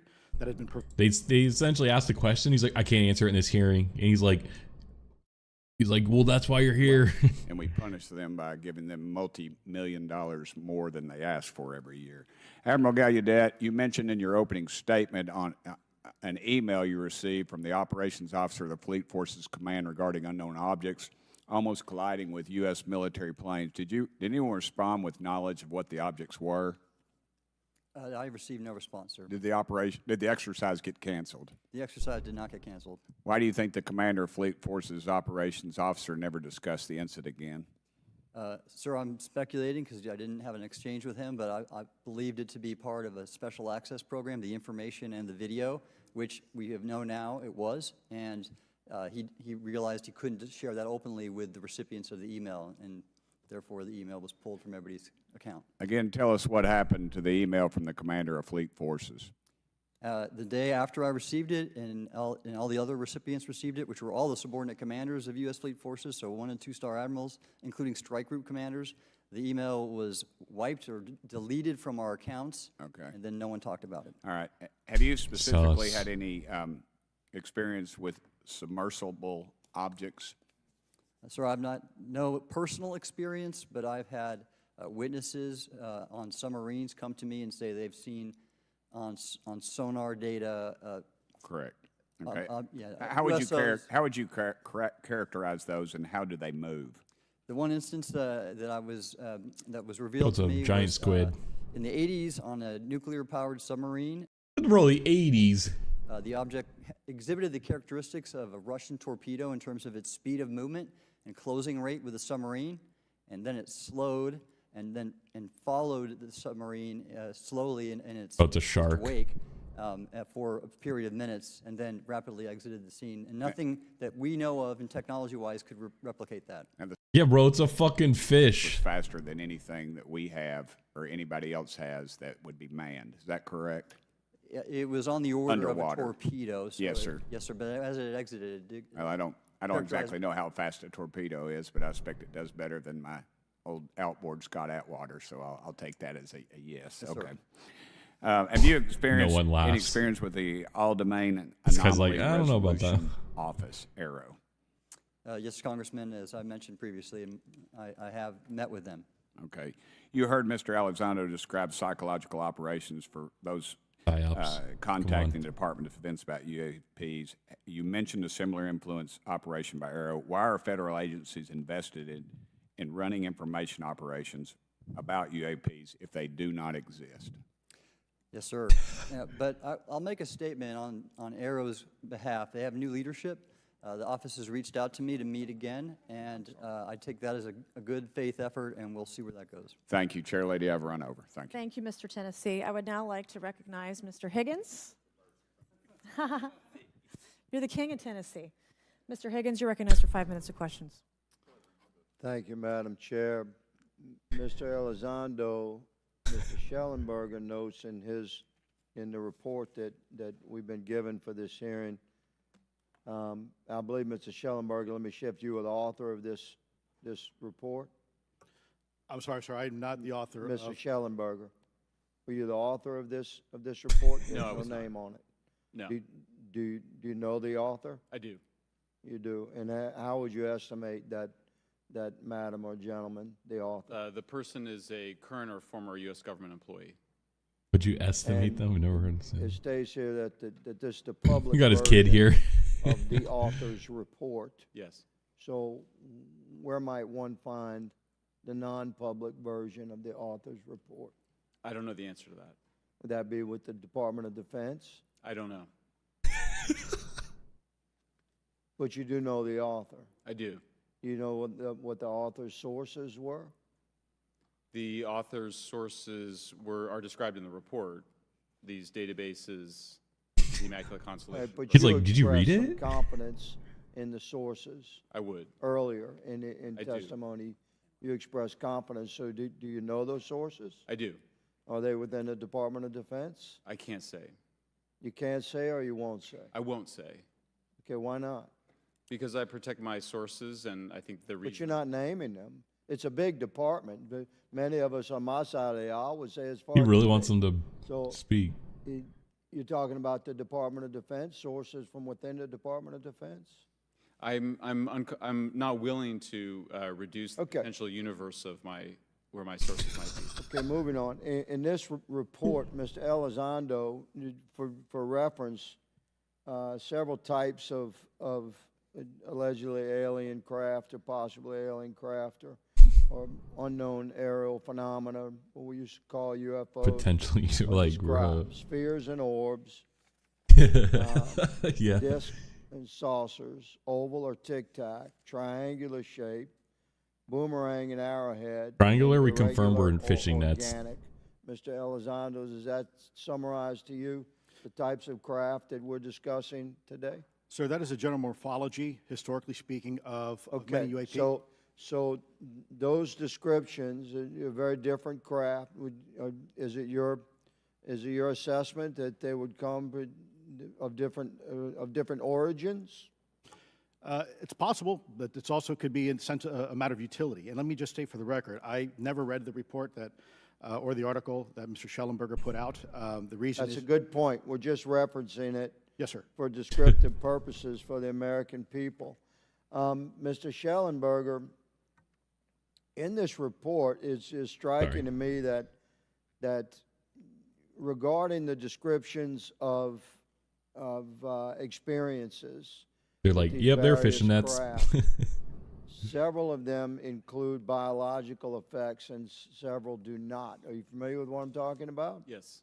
Okay, so spheres and orbs, triangular craft, and irregular or organic craft. Bro, come on. Can I two include times some this, bro? Like, come descriptions on. of biological effects, including feelings of unease, electronic device malfunctions, long-term psychological effects such as anxiety or insomnia have been noted, feeling of being watched, a shared awareness Being with the watched? triangle craft. Okay, is he And- talking about the fishing nets? I'm kind of like, Under the irregular and organic craft, biological effects include physical sensations of warmth or cold and unexplained smells and psychological distress. So these are very specific descriptions hey, Chris Croft. of the reactions of human beings. We're going over the watching the House committee on UFOs here and kind of jumping between A study, topics. a report. All of those experiences would have been described by the sources that the author used. I'm not sure I understand your question. This is a very Yeah. broad description of biological effects. I know. And it's striking to me that they are present with relation to some types of craft, but Right. absent in others. This would require a great deal of research and study. Can you explain that? My understanding is that this is, the database is very large. It includes both the images, the videos, the still images, as well as the human intelligence, the reports, the raw data from individuals having these experiences. So I think in this answer is to your question, this here. yeah, I mean, I think we're looking at a very large amount of data collected over many decades. And that data is held by the Jeez. Department of Defense? Well, I will say that after I published, I was told that this program, that the USAP was actually managed by the Department of Defense, but held at the White House. Roger But that. that's a single source, and I don't have multiple sources to verify that. Thank you, sir. I did my best to trick an answer out of you, but I was partially successful, Madam Chair. I yield. Was he? Thank you. I now recognize Mr. Frost for 5 minutes of Was questions. he? Thank you, Madam Chair. In addition to serving on this committee, the Oversight Committee, I also serve on the Science, Space, and Technology Committee, where we often discuss how essential Who is data this? and evidence are used in science and used at departments such as NASA. During a hearing, NASA Administrator Nelson affirmed the importance of NASA in helping us to understand UAP. Mr. Gold, if the government doesn't have the data it needs on UAP because, say, someone who saw something is concerned about stigma, public backlash, et cetera, or maybe there's just not good systems in place, how are we supposed to ultimately figure out what's going on? Yeah, thank you for the question. And let me compliment Administrator Nelson that there wouldn't have been a UAP independent study team if it wasn't for his leadership and courage. We're talking about data and where we can get data from. As I described, NASA has whole archives of data, much of which I believe will release it likely all. have information that will help inform UAP. We need only look. And again, in an era with AI and ML, we can relatively quickly and easily go through it. So I think it's something that we should encourage NASA to do. However, per He's Chairman lobbying Rothman's right now. comment about UAP He hopes Elon focusing Musk on hears national this. security sites, I believe there's something, sir, that you may have heard of called sensor bias. That because we've got more cameras, more monitoring of national security, we don't know how extensive UAP activity may be over civilian areas. And this is to the second part of your question, where we're not collecting the data. Machine We're learning, not collecting sufficient AI, data machine learning. from pilots. We're not collecting sufficient data from civilian and commercial activities. And this is, again, where ASRS, I think, could substantially change that, get the data out there, and allow us to do. This guy's like, we need sensors on every military aircraft collecting data that could be used to identify UFOs. Transparent. Civilians, too. But obviously, there's always a little bit of balance that we have to have in government on transparency as well. I mean, last year, NASA appointed a director of UAP research in response to the recommendation by the independent study team. In the final report, there's a quote, despite numerous accounts and visuals, the absence of consistent, detailed, and curated observations Mostly means we do civs. not presently have the body of data needed to make definite and scientific conclusions about UAP. Can you just talk really quickly about that balance of security and transparency? So I can say, having served at NASA, it is the most transparent organization I've ever been in. When we would have conversations of executive leadership, things would leak out almost instantly. So I can assure you, intentionally or not, NASA's very transparent. I don't know if many of you have worked with engineers or scientists. They love to talk. So I believe that NASA is a paradigm of transparency, but we must have the ability and the data to be able to be transparent with. And if we're not gathering that, if we're not looking at it, then we can't bring NASA into the game and get to that good science that you need. You know, it was about a year ago, I was touring a facility with a pretty senior government official. We went by a certain hangar, and they said, yeah, that's, you know, a company leases that out. We don't really know what's going on in there. We have no way of knowing what's going on in there. And there was a few of those, in fact, while we were driving around this facility. What? To what extent do you think that some of the UAP out there comes from off the books or unauthorized experimental aircraft?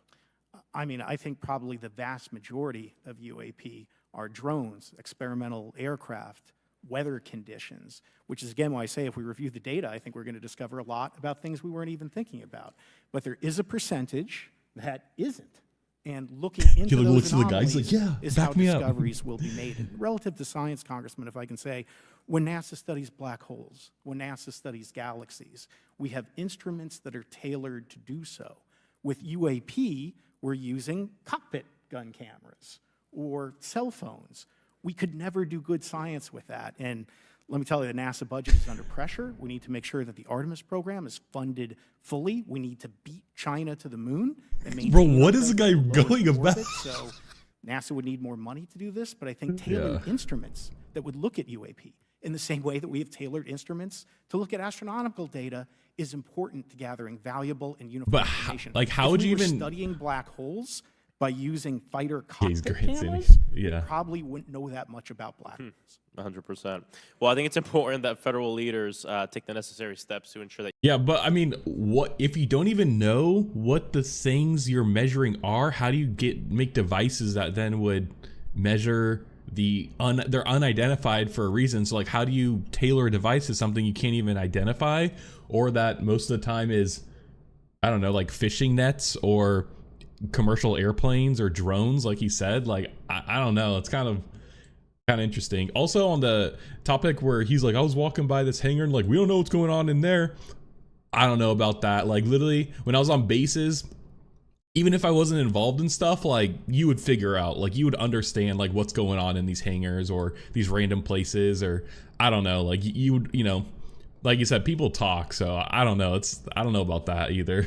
Would not be able to have that conversation in public. Can anyone on what the do you panel miss? name the country and around time frame that the first back engineered UAP program started?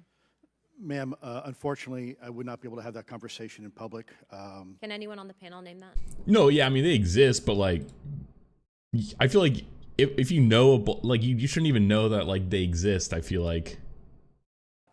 Gallaudet, to your knowledge, have any USOs ever outpaced our submarines? Yes, ma'am. At what magnitude? I don't have the exact speed, but again, a witness came to me, a credible former submarine officer who observed it on sonar data. And this was in the 80s in the North Atlantic during a storm. It's in the 80s, bro. It outpaced his submarine by orders of magnitude. Are you aware of any hotspots that currently exist off our shores in North America? Not with sufficiently credible data, ma'am. Okay, we've heard reports of there potentially being hotspots, maybe entry and exit points. Have you heard Oh, of any right of here. that? We have the data right here. I We have can see not, these ma'am, but hotspots. Look at this. My colleague here, Mr. Elizondo, does discuss some USO activity that he's observed in certain DoD databases. Mr. Elizondo, in regard They're just like to throwing the these other guy under the bus. aircraft Like, he's the one who reported on it. by whatever they might be, non-human biologics, would Activity you around the 80s agree that it's in the late likely 40s, that they 50s, are early being 50s. piloted I mean, by yeah. satellite body? I feel like back then, Ma'am, I think it is. there's plenty. Just like it was even more. We have even like lesser technology or technology that was way worse, and so. Oh, atomic events. Interesting. Where the word stalked was Bomb used Chernobyl. in Yeah, it's in interesting. a very secure email between Navy officers discussing their ships being pursued by a UAP. In our previous panel, we had Grush, and he had testified to say that some of these were interdimensional beings. Can you speak on that at all? Ma'am, I'm not qualified, certainly as a scientist or otherwise, to Interdimensional speculate beings. points of origin. I looked at everything from a scientific perspective. So if you look at, for example, instantaneous acceleration, which was one of the observables of the program that I belong to, ATIP, the human body can withstand about 9 G-forces for a short period of time before you suffer negative biological consequences, blackouts and ultimately redouts and even death. Comparison, our best technology, the F-16, which is it's an older platform, but one of our most highly maneuverable aircraft, manned aircraft, Large made by spikes in General energy could Dynamics, can alert other perform about 17 or civilizations. 18 Yeah. G-forces before you start having structural failure, See meaning that that. the airframe begins to disintegrate while you're flying. The vehicles we're we're talking about are performing in excess of 1,000, 2,000, 3,000 Gs. So are you What? think it What? would be safe to infer that they're living craft? You know, I'm not prepared at this point to state for the record Bro, is living something alive crafts. or not, because even that definition is hard. There was a time in science we thought that life required oxygen, and we now know that's not true. There are anaerobic bacteria that thrive in oxygen environments that lack oxygen. Is this guy a and scientist, same did with he say? photosynthesis. When I was in college, I was told everything is derived from photosynthesis as a form of energy. In reality, that's not true. There are things that live off of chemosynthesis. So we're constantly having to reevaluate our understanding of What if this is like a what the drone that's definition of life is. remotely operated? Do any of you ever come across reports from people that claim to have firsthand experiences with these entities, whatever they might be, or these aircraft, and then as a result, whether or not they're religious, find that these things will automatically disappear? Anyone, and this is open to any of you on the panel, so just real quick because I'm running out of time. Go. Ma'am, I've always been a nuts and bolts kind of guy. When I was at ATIP, I was focusing more on the performance characteristics and less on the potential occupants. Okay, the reason I ask Bro, is because it seems you like didn't just need to based say on our that. conversations that we've had, people that say that there are good and bad of whatever these things are. And so my concern from a national security perspective is A, that true? B, are you guys hearing the reports of that? And C, I think moving forward in regards to technology, Mr. Gold, if you can answer this real quickly, some of these aircraft, it seems that they are operating off of energy that we don't currently have. But just yes or no, in your opinion, She's if just you were able to she's obtain that, feeding would that them influence like she's humanity like better? just this like the conspiratorial Certainly save shit. some money on funding on Artemis. Definitely. And this is a national security issue, that if there is such Artemis is technology our out moon there, program. we're not the only country that might have access to it. We don't want to be on the wrong end of technological surprise. Okay, thank you guys for your time. All right, thank you. I will now recognize Mr. Garcia for 5 minutes. Thank you, and I apologize for stepping out. My governor is here upstairs, so I'm trying to get in between meetings, so apologize for that. I want to just start by just asking everyone on the panel or witnesses, and I had a chance to read all the testimony. On here, Lone before, Bobart. But just to set the agenda, just Chilling military industrial complex. Yep. at the federal government Had to throw it in this stream, you know, how to keep the streak going. about UAPs from the public. Yes, sir. 100%. Yes. I even missed the question. Thank you. I also want to just go down the line. I know many of you have already said this, but I just, for the record again, just briefly, what do you believe UAPs could be or are? Strong evidence that they are non-human, higher intelligence. I echo, was working on my the colleagues' bot a comments, little sir. bit yesterday.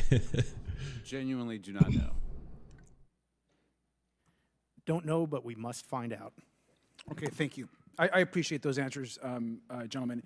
I think this is obviously another remarkable hearing with just really important information, so I thank all of you for answering the questions. Admiral, I just want to go back to one thing. Now, last year, our subcommittee heard from 2 retired Navy pilots, Lieutenant Ryan Graves and Commander David Fravor, regarding UAPs. Actually, I think Ryan is here in the audience and been a great person to get to know and to have conversations with. He, of course, has been involved in the Safe Airspace for Americans Act with Chairman Graves, with Chairwoman Mace for UAP reporting by civilian aviation What needs to be the personnel. soundbite? Briefly, why Military industrial complex. it's important for civilian pilots to be able to report UAPs and why these legal protections are critical for our national security. Yes, Congressman, thank you. Yeah, And I that's did good. invite It's funny. Ryan Graves as my guest, as I'm on his advisory Like, board. so for the American military Safe industrial Aerospace, complex. and the legislation that you supported and introduced, I MIC. fully support as well. And I think it's important that more civilian pilots, commercial pilots, report so we can better understand and learn and do research on UAP, as well as use restroom remove the because it's going stigma, to so more citizens report on what they observe. And also, it'll only contribute to aviation safety when we have a better understanding of where these UAP are, how they operate, and at what frequency and what capability level. So it's important for aviation safety, and it'll be important for moving science and research forward. Thank you, sir. And I just want to reiterate to my colleagues, I mean, this is a very bipartisan piece of legislation, and we just got to continue to get this through the Congress, and it's incredibly important that civilian pilots have the opportunity to safely report the UAPs that they are seeing or encountering in the air. And I can't express how critical this piece of what I believe is a larger collection of evidence and facts actually happened. We've been approached by pilots. I've talked to folks that have been engaged with our office and others, and there is still enormous stigma. And essentially, we don't have a system where folks are feeling free to be able to report what they're seeing. And so I just want to reiterate that, that advocacy. Mr. Gold, in your testimony, you discuss NASA's aviation safety reporting system, a confidential, non-punitive reporting mechanism. In the Safe Airspace for Americans Act, we explicitly allow for civilian reporting, of course, of UAPs. Can you explain why the NASA task force recommended the use of the aviation safety reporting system? The aviation safety reporting system is an existing system that is trusted, that has taken hundreds of thousands, now millions of cases. And again, recognizing budgetary constraints, this seemed like the perfect way to be able to gain more data. And when it comes to the stigma, sir, it's something that pilots are used to reporting on, that crew is used to reporting on. So it's a great way to get data, to overcome the stigma without spending really that much more additional money since the system exists. Thank you so much for your support of that. Thank you for what Ryan Graves does. This is a common sense means to expose the truth of UAP for the purpose of this hearing.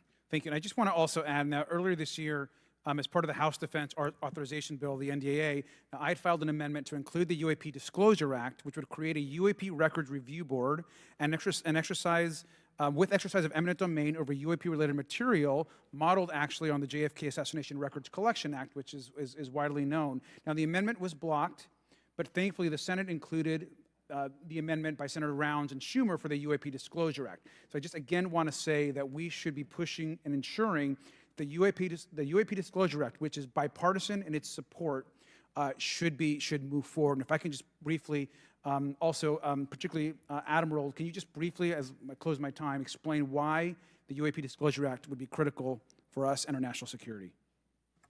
Thank you, Congressman. Yes, I believe the UAP Disclosure Act is important for national security, as well as advancing potential socioeconomic benefits resulting from UAP research, as well as public safety, as we referred to previously regarding aviation.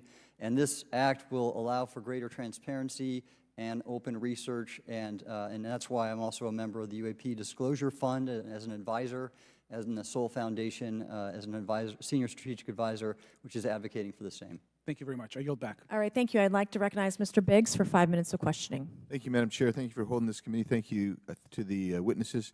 Admiral, the video that is called the Go Fast video, the email that you've talked about being deleted, I just want to briefly cover this. You said that the email, the author was asking whether any of the recipients were aware of the classified technology demonstrations that it could explain the objects that were observed. And then you said the email disappears. Then you guys have a series of meetings.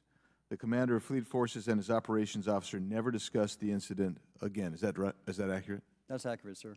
And even during weekly meetings, it was never discussed again. My question for you is, you were in those meetings. Did you personally hear that nothing was going on about that? Yes, sir. I was in those meetings, and did you make inquiries about that? No, I did not, sir, because I inferred, since I had been read into other special access programs, that this UAP video was part of one that I was not read into, or any of the recipients, or the author of the email, and that an intelligence agency basically pulled it back and instructed the author of the email, hey, this is, you just conducted what they call spillage into a lower classification level, and when that's done, the procedures are basically to remove any of the communication. You're going to silo it. So, that's why the emails were deleted? Elizondo, seems like there's a legitimate reason. Your report and your testimony today, a government work on the UAP subject still remains classified. Excessive secrecy has led to grave misdeeds against loyal civil servants, military personnel, and the public, all to hide the fact that we are not alone in the cosmos. Fair? Yes, sir. All right, and all of you, and Mr. Schellenberger, by the way, I've read several of your books, Mr. Schellenberger, excellent stuff. Thank you. What I would say, too, he's like 5 now names on. You were asked about the veracity of the author of this report. You comfortable with the veracity? Yes. Okay. And then, and I'll get to you in a second, Mr. Gold. We'll talk about Kunian and Lakatoshan scientific advancement and how we're obviating that through these processes. But we'll get to that in a sec, because what I want to really get to is the ultimate question it really becomes this: for what purpose is the federal government overclassifying, because that's what they're doing, they're overclassifying, and forbidding the public for getting access to this?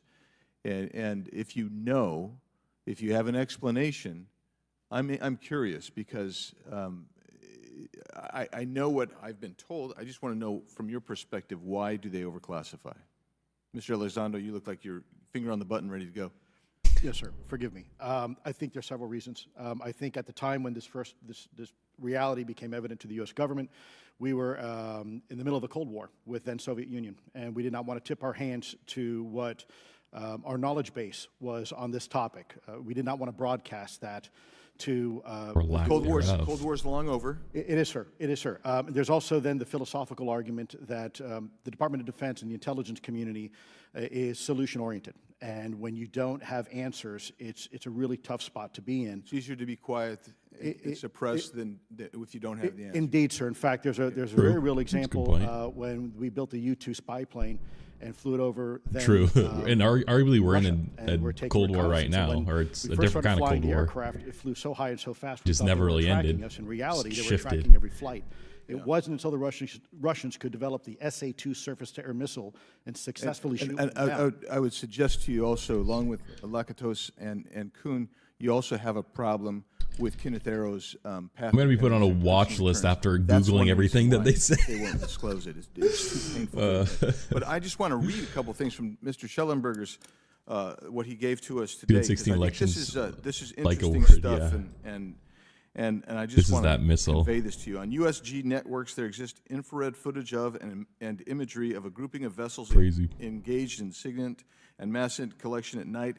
SIGINT, signal intelligence. This footage, which was in close proximity to the vessels, a large equilateral triangle UAP suddenly appears directly over the ships. These three bright points are seen at each bottom corner of the UAP, which is observed to slowly rotate on its horizontal axis. And he goes on to describe that.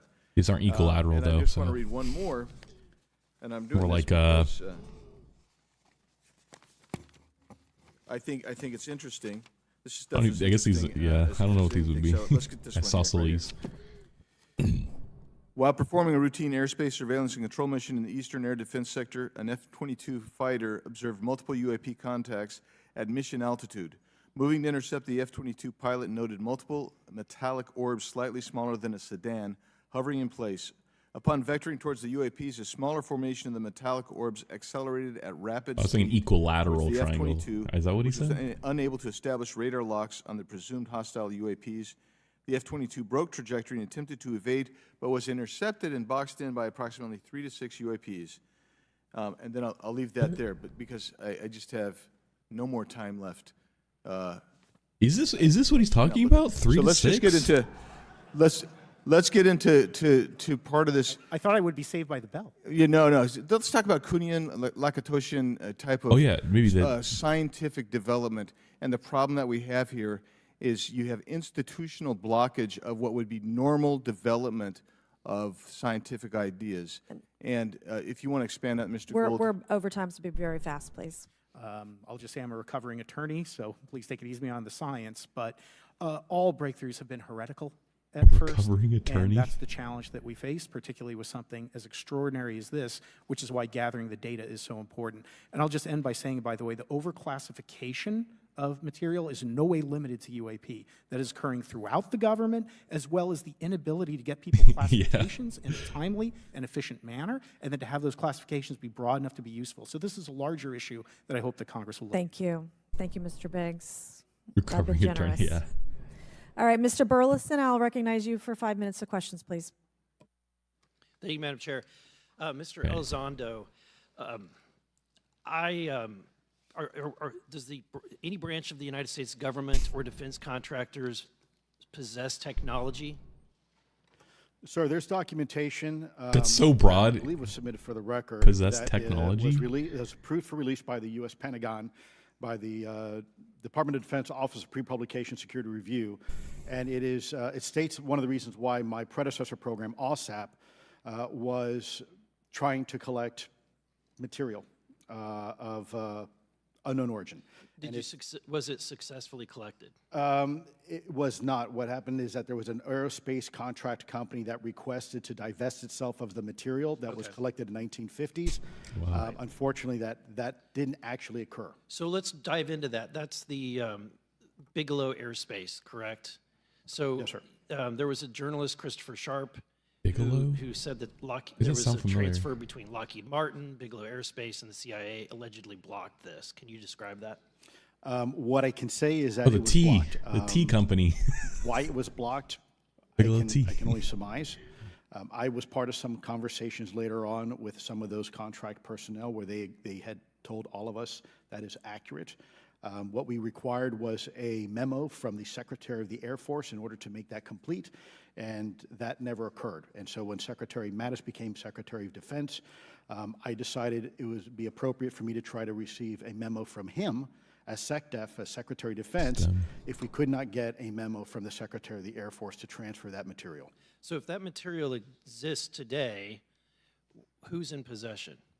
Sir, I wouldn't be able to have that conversation in an open hearing. We'd probably have to have that. Okay, my question to you then is, if we were in a secure setting, if we were in a SCIF, would you be able to provide or get access to something, whether it's visuals or material that we can put our hands on, or biologics, that would convince me, that would show me that we have non-human origins? Sir, that decision would not be mine.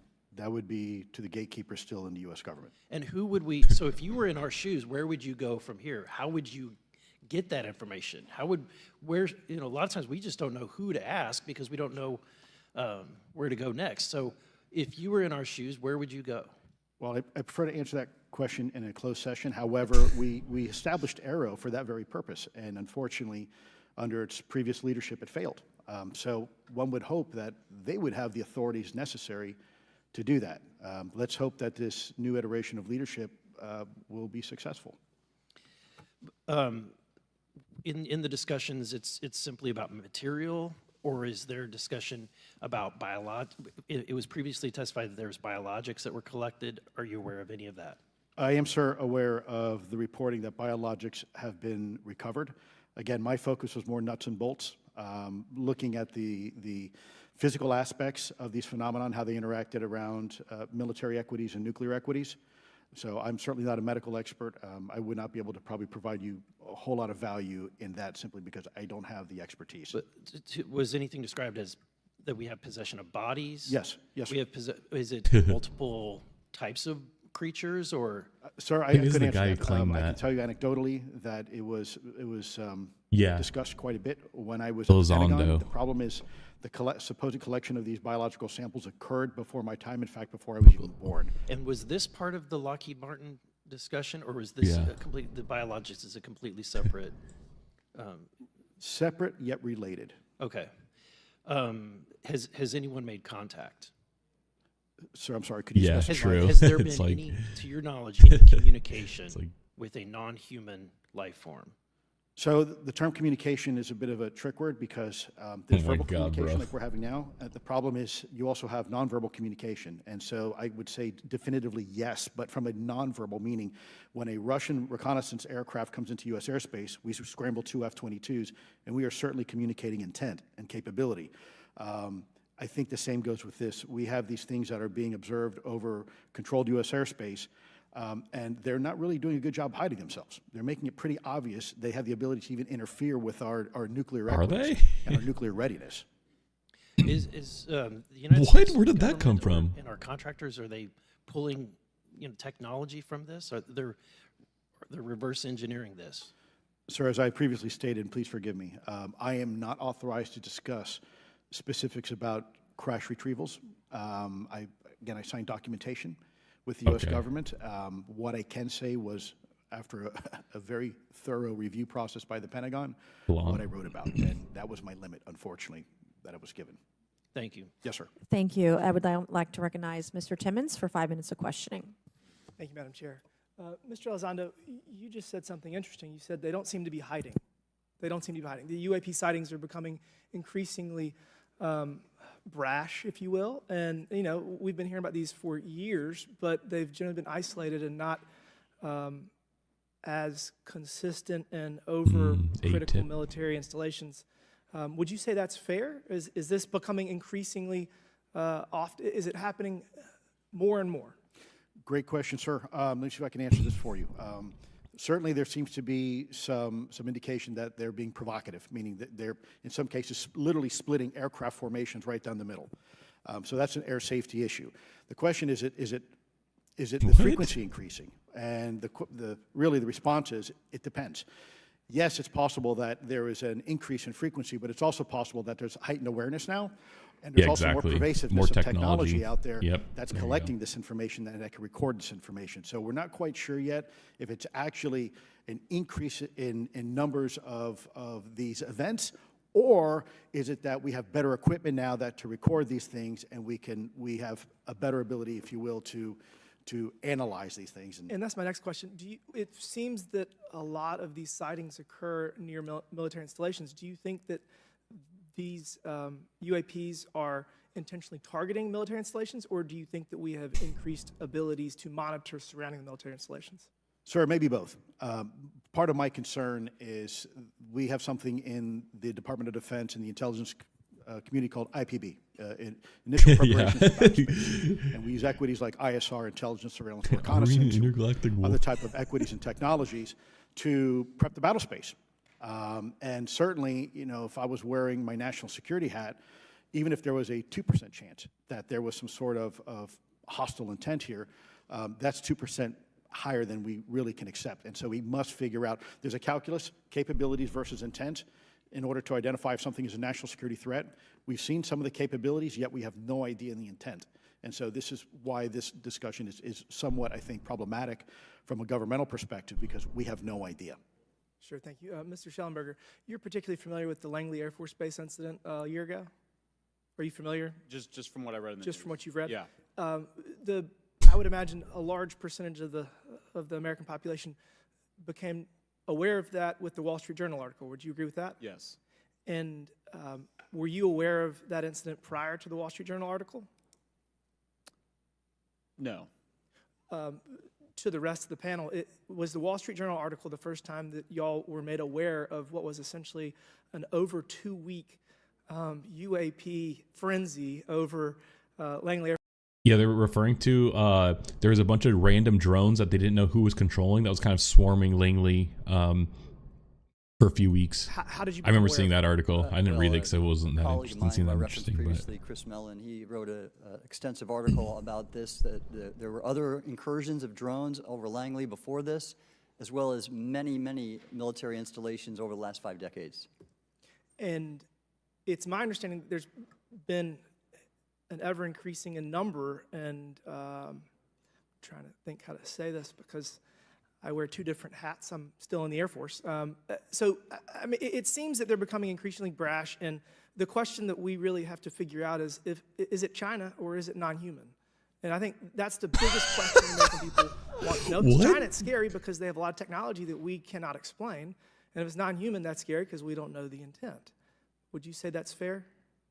Yes, Congressman. And in fact, I really believe that we should use this hearing as a catalyst to improve and bolster our air defense capabilities and our maritime domain awareness capabilities, because obviously there are holes in it, whether it be UAP of non-HI direction or NHI direction, or, like as you say, sir, China or any other adversary. Are you all aware of any task force at the Pentagon or in the national security apparatus that's trying to assess the answer to that question? At the current moment, sir, no, but this is a great point. From 2020 to 2022, there was a UAP task force in the they brought their balloons. Where Mr. Elizondo worked, led by Jay Stratton. My grandma was talking about balloons, the China balloons yesterday. Full government approach to UAP, which involved pathways to declassification and to increase transparency, as well as assessing the national security risks of UAP. This was a really well-established approach and we have all advocated that something like it return. I'm running out of time. The last thing is that we need authorities. The law enforcement, military do not have authorities to actually engage, and we need to. Congress needs to act to give those authorities to local law enforcement and the military, so they have clear guidelines. It's like they're like shoot someone like UAP. It's our UAP. Thank you. I'd like to recognize Ms. Boebert for 5 minutes of question. All right, here we go. Come on. Thank you, Madam Chair. Bring up the Now juice. that we have all been cautioned in this committee hearing that the mention of Pentagon's Immaculate Constellation program could put us on a list, well, I already find myself on many lists, I'm sure. So I speak my mind often, so why not just keep going with it? All right, yes. May as well just go all out and say it. The earth is flat, birds are government drones, and we've never set foot on the moon, and Joe Biden received 81 million votes in the 2020 election. What so, the fuck, bro? This is what I was hoping the entire thing would be like, but... But Mr. Schellenberger, I wanted to ask you... I think I understand from this hearing that you would agree that classifying information this is like Lauren Boebert. This is what I was expecting. of the people. Is that correct? Yeah, I mean, with the caveat that, of course, I would support classification necessary to protect secrets essential to national security, but I think it's pretty obvious that there's overclassification. Overclassification, yes. And so, in most instances, if they can't tell us what, do you think at some point they'll at least tell us why? President-elect Trump has Yeah. repeatedly Nah, bro. committed She's to serious. greater transparency, both on the UAP issue, on JFK files, on COVID origins. And Wait, many Trump other said he'd things. So I release the think JFK that, files we need to too, make didn't sure he? that the next Did he? administration is held accountable for that. I thought those were Agreed. declassified. And this is for all Actually, I four think of they you. Yes or were, no, weren't please? they? I have many questions I want to get to. Are there any known Yeah. instances She just wants of the clip, recovered you know. materials or technologies that are not of human origin and maybe connected to any advanced bioscience defense programs within the USG? I don't know. I wouldn't be able to answer that, ma'am. I don't know. I don't know. Okay, so there Like, are what do you rumors guys know? that have come up to the Hill of a secretive project within the Department of Defense involving the manipulation of human genetics with what is described as non-human genetic material. Splice. Remember that movie, for Splice? The enhancement of human capabilities, hybrids. Are any of you familiar with that? Yes or no? No, ma'am. I am not, ma'am. I'm not. No, ma'am. Okay, I would like to know, with Immaculate Constellation, how does this relate to UAP activities, Mr. Schellenberg, in oceanic environments? Are there any instances where the Navy or other maritime forces have encountered UAPs that could not be explained by known technology or natural phenomena? Yeah, the Immaculate Constellation covers both terrestrial and oceanic, and there's actually a number of cases described in the report that occur in the ocean. And do you believe that there is a concerted effort by the Pentagon to keep Congress out of the loop regarding these UAP activities, specifically in our waters? Yes. I think it's about 5% of our ocean that's actually been studied in detail. I was just gonna say, by like, man, we didn't and even know we've what's actually studied down more there space fully. than we had of our own oceans. And so, are there any? So why would you accounts assume of that it's UAPs something we emerging just haven't from or looked at? It's not an submerging into our alien. water, which could indicate a base or presence beneath the ocean. Yeah, surface? exactly, bro. I don't know about a CRISPR. base, but as I mentioned, I had a different source entirely describe this pretty extraordinary footage that exists of orbs, of an orb coming out of the ocean and being met by another orb. Some would say that there's multiple hotspots where we see frequent activity. So in your investigations, have you come across any data or visual evidence like sonar readings or underwater footage of these UAPs? I have not beyond what's in the report. You've written about UAPs not only in the air but in underwater.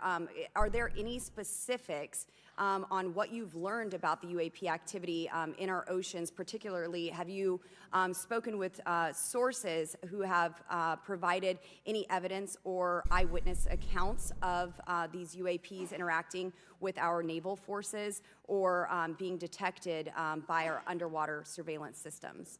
Nothing beyond what's in the report and then the specific case that I mentioned with the orbs.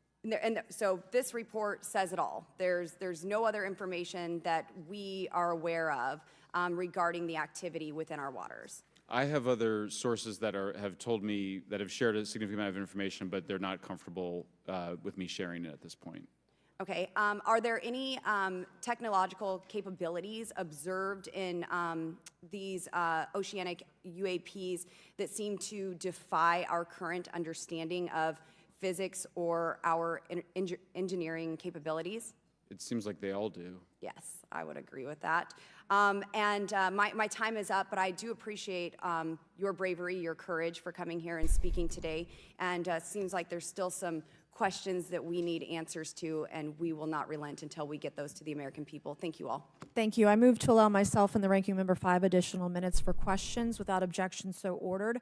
Mr. Elizondo, were you read into the Immaculate Constellation program? I would not be authorized to confirm nor deny the existence of any ongoing or past Bro, been watching Mission program, Impossible. It's like especially literally just as like it the relates to IMF. a special access program, either by name or Neither trigraph. confirmed nor Okay, denied. and then does the U.S. government or private contractors, do they work with other foreign countries, China, for example, to exchange data, quote from a source? Yeah, a lot more birds. Yeah, it's like. Let me see if I can answer that. Does her eye look like a We do camera? have foreign material exploitation programs. That is something that is widely known. Checking over my and shoulder that real term quick. itself is unclassified. How exactly that works becomes a bit sensitive. A discussion we could certainly have in a closed session if you like. We do work with international partners and allies quite often, not just in military exercises and workups, but in other intelligence efforts as well. In terms of material that's given to private contractors, is certain material given to certain contractors because of their experience? So, for example, if it's related to submerged and undersea propulsion, would it go to a general contractor like General Dynamics? Yes, ma'am, absolutely correct. Different contractors. General Dynamics makes a lot of our nuclear submarines. Lockheed's expertise Aerospace, ma'am. in the UAP space. That's all that they wouldn't do submerged. No, I didn't say that, ma'am. Okay. Lockheed Martin and others do quite a bit of work both in our atmosphere, in space, and even underwater. There are certain efforts to. It's a tough question you're asking. You put me on the spot here. I'm looking for the answer. Yes, ma'am. No, they are involved in a lot. I would rather let Lockheed Martin explain the different domains that they are involved with.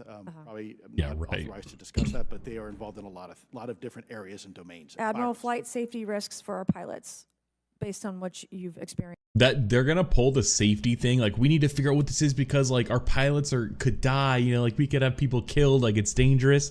That's kind of what it seemed like. The other guy was kind of getting at, where like that's their justification for maybe like trying to declassify this stuff. Also, I have mixed feelings about this guy, bro.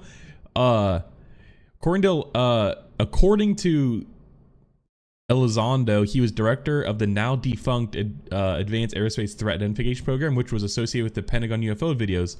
Alonso's statement about Pentagon role with ATIP have been contested by Pentagon officials.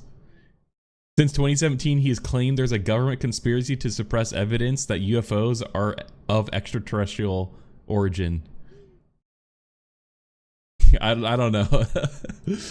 In playing into his narrative, playing into his narrative though, like they don't want him to, come out and speak out, so they're going to deny his, involvement, but like realistically, it just kind of seems like a little bit of went down the conspiracy rabbit hole. Non-human, etc. How would you define, each of you, my last question, how would you define non-human biologics, non-human intelligence? What are we actually talking about? Admiral, and we'll go down the line. I don't think it's a stretch when you look at the diversity of life on this planet and the size of this universe to think that there would be more diverse, higher order, non-human intelligences throughout the universe, and that's probably what's visiting us. I would take the scientific approach. The definition would be the ability to react to a stimulus in a manner that requires an intellectual thought process. I just don't know. I think we must be modest in our assumptions that we're looking for intelligence that could be biological. It's like, oh, finally someone they let me talk. Non-biological, but what non-biological intelligence, what does that mean though? Artificial intelligence, ML, machines. We assume that all intelligence would be like us, and every time we look out in the universe, we are humbled relative to what we don't know in terms of the forms of intelligence and what it may take. I can assure you I probably can't ask you your question, but I think the ultimate answer is going to Simplest surprise answer us for all. everyone. Yep. And then Mr. Garcia, you had a few closing remarks. If I've learned anything by watching every single episode of Catfish, it's always the simplest answer is the catfish. Thanks for holding this important bipartisan hearing. And I want to thank all the committee members that are interested in this topic. I think our commitment to all of you and all the folks that have contacted us, and certainly to the advocate. Dude, that was watching Catfish. That's the most enjoyable part, is just like conspiracizing as to like how, like who it is, or like how they like faked it or whatever. And then it's always like way simpler than you think. is always protected. This is a conversation and questioning that must continue. So I'm very grateful to all of you. And I always joked, I was like, dude, I want to train like machine learning on every episode of Catfish, and then making like a AI chatbot that you type in your situation about like, and ask it if you've been catfished, and it's, you know, indexed and understood every variable of every episode of Catfish, and then it'll just predict. It'd be like, yeah, who you're talking to is a catfish, or like, no, it's not. It's probably not a catfish. Like there's like hundreds of episodes. There has to be enough data in there for it to make a reasonably accurate answer, you know. Okay, and we have Mr. Ogles, who is on the way. He's going to be here any second. You just feed it like catfish transcripts. MTV would take that down immediately. With questions that we have today, and then we have votes. So we want to thank you all for being here. I want to thank Mr. Garcia and folks on both sides of the aisle for being here today and being patient. So we pretty much learned nothing new. It seemed like, you know. This will open the door to more hearings in the future. Like, I can't tell my wife is a catfish. Need a tool check, yeah.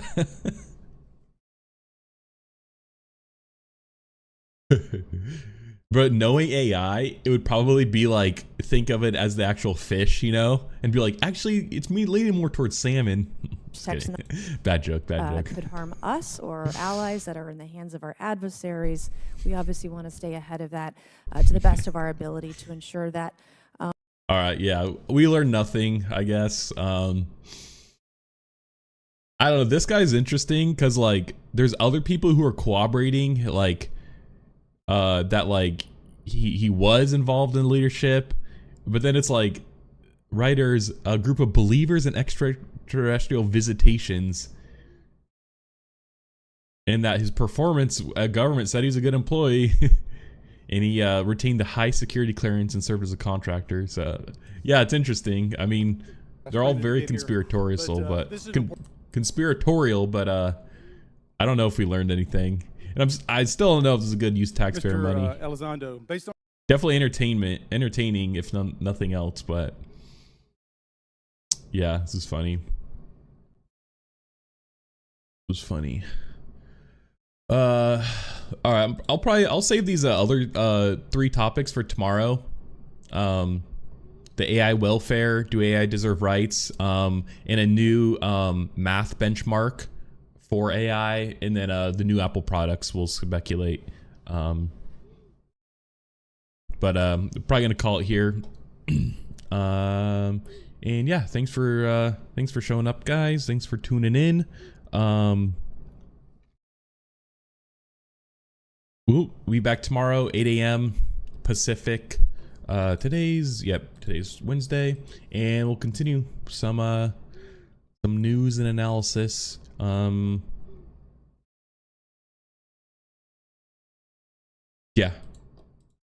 Yeah. We'll probably talk about some of these other topics tomorrow, because they're actually interesting. I read about some of them earlier. So cool. Thanks guys for tuning in. And I'll see you tomorrow. Wrong thing. Tune in from the office. Sweet. Appreciate you guys showing up. See ya.